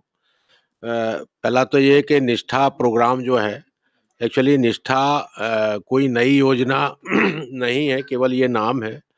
इसका national integrated school head and teacher holistic training programme है इसका नाम पूरा। तो जो आप लोगों को थोड़ी-सी जानकारी इसके संबंध में होनी चाहिए। दूसरा जो मैं जो शिक्षकों के अतिरिक्त जो हमारे जनशिक्षक हैं, बीआरसी हैं, बीएसी हैं और डाइट के हमारे ट्रेनिंग इंचार्ज प्राचार्य जी, एपीसी, डीपीसी महोदय। अभी जो मैं देख रहा हूँ कि जो अभी भी शत प्रतिशत जिन्होंने मॉड्यूल 1, 2, 3 पूर्ण किए हैं, वो अभी भी अलाइन नहीं हैं। यूट्यूब या तो आपने उन तक यूट्यूब लिंक नहीं भेजा है या कि फिर वो किन्हीं कारणों से वो अभी नहीं इस पे जुड़ पाए हैं, तो कृपया सभी को निर्देश करें क्योंकि यूट्यूब हमेशा उपलब्ध रहता है ये लिंक। तो आप लोग उनको ज़रूर आज का जो इतना महत्वपूर्ण हमारे विशेषज्ञों द्वारा जो प्रस्तुतिकरण किया गया और बताया गया 1, 2, 3 मॉड्यूल के लिए, तो वो ज़रूर वो देख लें और अपने विद्यालयों में उसका उपयोग करेंगे। तीसरा जो है कि हमारा अगला जो शैक्षिक संवाद होगा 18 नवंबर को है वो। कृपया करके उसके लिए अभी से तैयारियाँ इसमें डेट में कोई परिवर्तन अगर कोई दैवीय बात आ गई तो बात अलग है, अदरवाइज़ 18 नवंबर को हमारा अगला प्रोग्राम होगा। और इस निष्ठा प्रोग्राम के समन्वय के लिए हमारे जो नेशनल रिसोर्स पर्सन हैं निष्ठा के, वो लोग भी विभिन्न जिलों में अपनी सहभागिता देंगे और आगामी जो हमारा शैक्षिक संवाद होगा उसमें प्रत्येक 3 डाइट को प्रस्तुतिकरण वो अपना करेंगे एक-एक मॉड्यूल पर। तो ज वो पत्र जारी कर दिया गया है, तो जो हमारे डाइट के साथी हैं, वो शिक्षकों से और एसआरजी से और बाकी जो लोग इस प्रोग्राम को, इस मॉड्यूल को पूर्ण कर रहे हैं, उनसे फीडबैक लेते हुए अपना प्रस्तुतिकरण तैयार करेंगे, जिससे कि आपको समय और पूरा प्रदेश उन प्रस्तुतिकरण को देखेगा। अगला जो है वो ये है कि कुछ तकनीकी समस्याओं के कारण मॉड्यूल 4 में जो वीडियोज़ हैं वो हमारे शिक्षक कुछ-कुछ लोग पूरा नहीं कर पाए हैं या कोई तकनीकी कारणों से, तो उसके लिए हमने दिल्ली में बात किया है, तो उनको परेशान होने की ज़रूरत नहीं है। जिनके पूर्ण नहीं हो पाएँगे किन्हीं तकनीकी कारणों से उनको 15 जनवरी के बाद अवसर प्रदान किया जाएगा, जो इन कारणों से पूर्ण होंगे। उनके लिए अलग से लिंक एनसीईआरटी से इस पे डिस्कशन हुआ है, तो वो उपलब्ध कराएँगे, लेकिन वो साथ ही हमारे शिक्षक अगले मॉड्यूल्स को मिस नहीं करें। ये नहीं कि हमने 1, 2, 3 में नहीं हो पाए तो अब हम अगले में नहीं होंगे। तो इस चीज़ का ज़रूर ध्यान रखें कि वो आगे के मॉड्यूल्स में ज़रूर अपनी सहभागिता सुनिश्चित करें। और इसके बाद जो एक बिंदु है पत्र जारी हुआ है प्रत्येक शिक्षक के लिए जो इस कोर्स को पूर्ण करेंगे पूरे 18 मॉड्यूल, वो 18 मॉड्यूल के बाद जो अंतिम एनालिसिस होगा, जो असेसमेंट होगा, वो एनसीईआरटी के द्वारा होगा और वो फिर 18 मॉड्यूल के बाद जो फाइनल मॉड्यूल जो वो लोग पूर्ण करेंगे, उनको सर्टिफ़िकेट एनसीईआरटी दिल्ली से प्राप्त होगा। वही लोग इस प्रक्रिया में पात्र माने जाएँगे, लेकिन जिनका अगर तकनीकी कारणों से छूट गया, तो उनको अवसर देने के बाद उसका ये जो ₹1000 का प्रोविज़न जो किया गया है सर ने और हमारे ने कि आप चाहें तो चूँकि ऑनलाइन ये सारा प्रोग्राम चलना है जनवरी तक, तो उसमें आप पेन ड्राइव, स्टेशनरी, कुछ नोट बनाने के लिए या आप जो अभी नोट्स तैयार कर रहे होंगे प्रत्येक मॉड्यूल के आधार पर जैसा कि निर्देश अभी आप लोगों को दिए हुए हैं, हमारे शिक्षक साथी निश्चित रूप से इसको प्रयास कर रहे हैं। तो इन सारी चीज़ों के लिए आप चाहें तो उन मॉड्यूल का एक प्रिंट आउट भी निकलवा सकते हैं फ़ोटोकॉपी। तो ये एक चीज़ थी। एक जो चीज़ है कि इसमें टीचर्स के आईडी कार्ड के लिए भी डाइट्स को ₹50 का प्रोविज़न भेजा जा रहा है, तो डाइट्स के लोग जो हैं, वो शिक्षक के खाते में वो राशि भेजेंगे और हमारे शिक्षक स्वयं ही उसका जो प्रारूप होगा, वो भी हम शेयर करेंगे। तो वो ये 2 चीज़ें मुझे कहनी थी। एक अंतिम में थोड़ा-सा हो सकता है कुछ ऑड लगे आप लोगों को, लेकिन जो फीडबैक है कि कुछ हमारे जो एडवांस साथी हैं, जो टेक्निकली एडवांस हैं, वो लोग प्रश्नावली को यूट्यूब पर या व्हाट्सएप ग्रुप में शेयर करके हमारे शिक्षकों की दक्षताओं को कमज़ोर करने का प्रयास कर रहे हैं। कृपया करके हमारे शिक्षक इतने दक्ष हैं, इतने सक्षम हैं कि वो स्वयं कर सकते हो, ये सारा कुछ रिकॉर्ड हो रहा है। तो जो साथी ये कर रहे हैं, उनसे अनुरोध होगा कृपया इस तरीके की आप अपनी क्षमताएँ बनाइए, लेकिन दूसरों को अक्षम करने की कोशिश नहीं करें। तो आप हमारे शिक्षक को खुद प्रश्नावली भरने दें मॉड्यूल पूर्ण करने के बाद और वो पूरी तरीके से इस चीज़ में सक्षम हैं हमारे शिक्षक साथी। ये प्रमुख चीज़ें थी जो मुझे आप लोगों से अनुरोध करनी थी। चूँकि हम समापन की ओर हैं तो आगे आने वाली दीपावली की सभी को शुभकामनाएँ। अब मैं आदरणीय हमारे अपर संचालक महोदय मंडलोई सर से अनुरोध करूँगा कि हमारे शिक्षकों को, हमारे जिले के साथियों को संबोधित करने का कष्ट करें।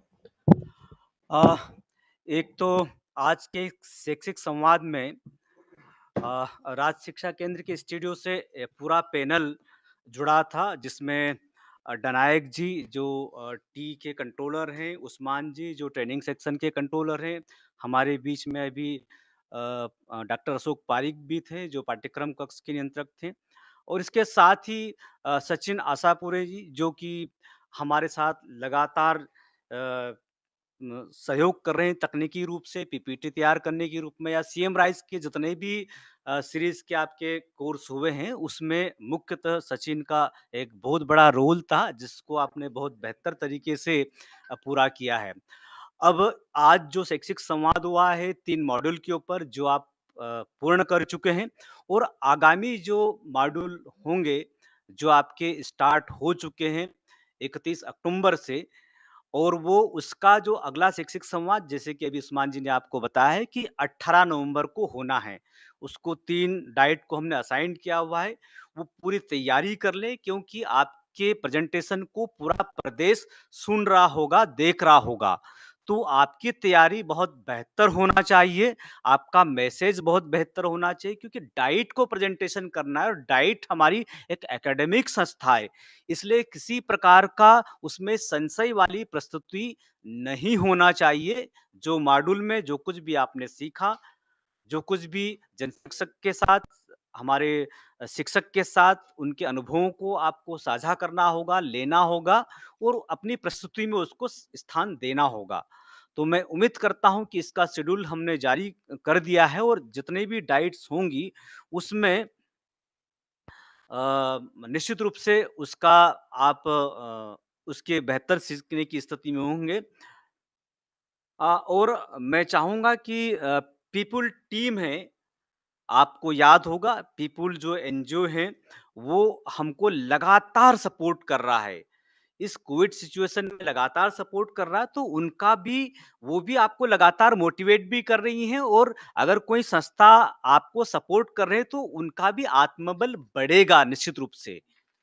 तो हम चाहेंगे कि आपका जो भी पीपीटी तैयार होगा, वैसे तो सचिन आशापुरे के नंबर सीएम राइज कोर्स में आपको दिए हुए हैं, फिर भी तकनीकी रूप से कोई दिक्कत हो तो वो आप उनसे कर सकते हैं। कंटेंट के संदर्भ में कोई दिक्कत हो तो हमारे बीच अतुल डनायक जी, अशोक पारिक जी हैं, और कुछ लॉजिस्टिक को लेकर अन्य इशू पर कोई आपकी असुविधा हो तो उस्मान जी के नंबर भी आपको शेयर किए हुए हैं।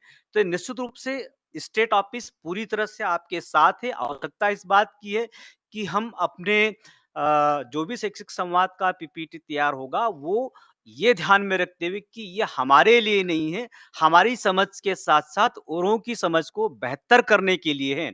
शिक्षकों की समझ को बेहतर करने के लिए, और शिक्षक की समझ जब बेहतर हो जाएगी, तो वो क्लासरूम तक उनकी समझ को ले जा सकेंगे, और अंततोगत्वा हमारा जो गुणवत्ता का स्तर वो बेहतर हो सकेगा। इन चीज़ों को ध्यान में रखते हुए पीपीटी को आपको बहुत गंभीरता के साथ तैयार करना है, और उसका प्रस्तुतिकरण भी उसी मान से करना होगा।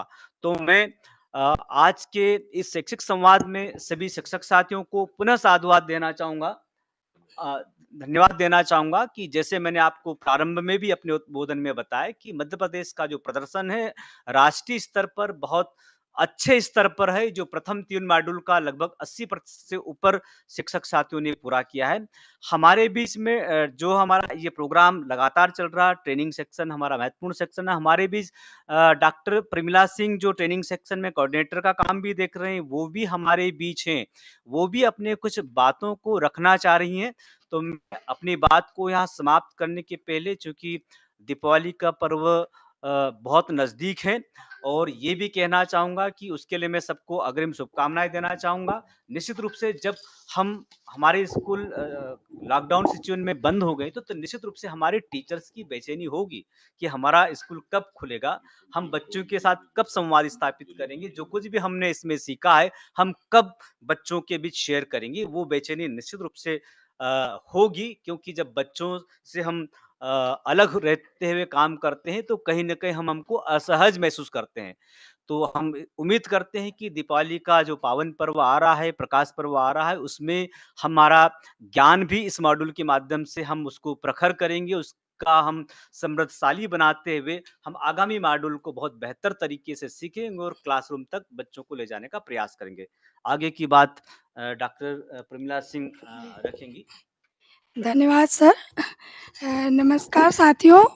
अ, मैं आभारी हूँ हमारे अपर संचालक मंडलोई सर के, डनायक सर और अशोक पारिक सर, उस्मान खान जी और सचिन आशापुरे और श्री देवांग जी, जिन्होंने कि शैक्षिक संवाद से संबंधित बहुत ही सारगर्भित और अच्छी जानकारी आप सभी को दी, और आप लोगों ने बहुत ही ध्यानपूर्वक और मनोयोग से इस जानकारी को सुना।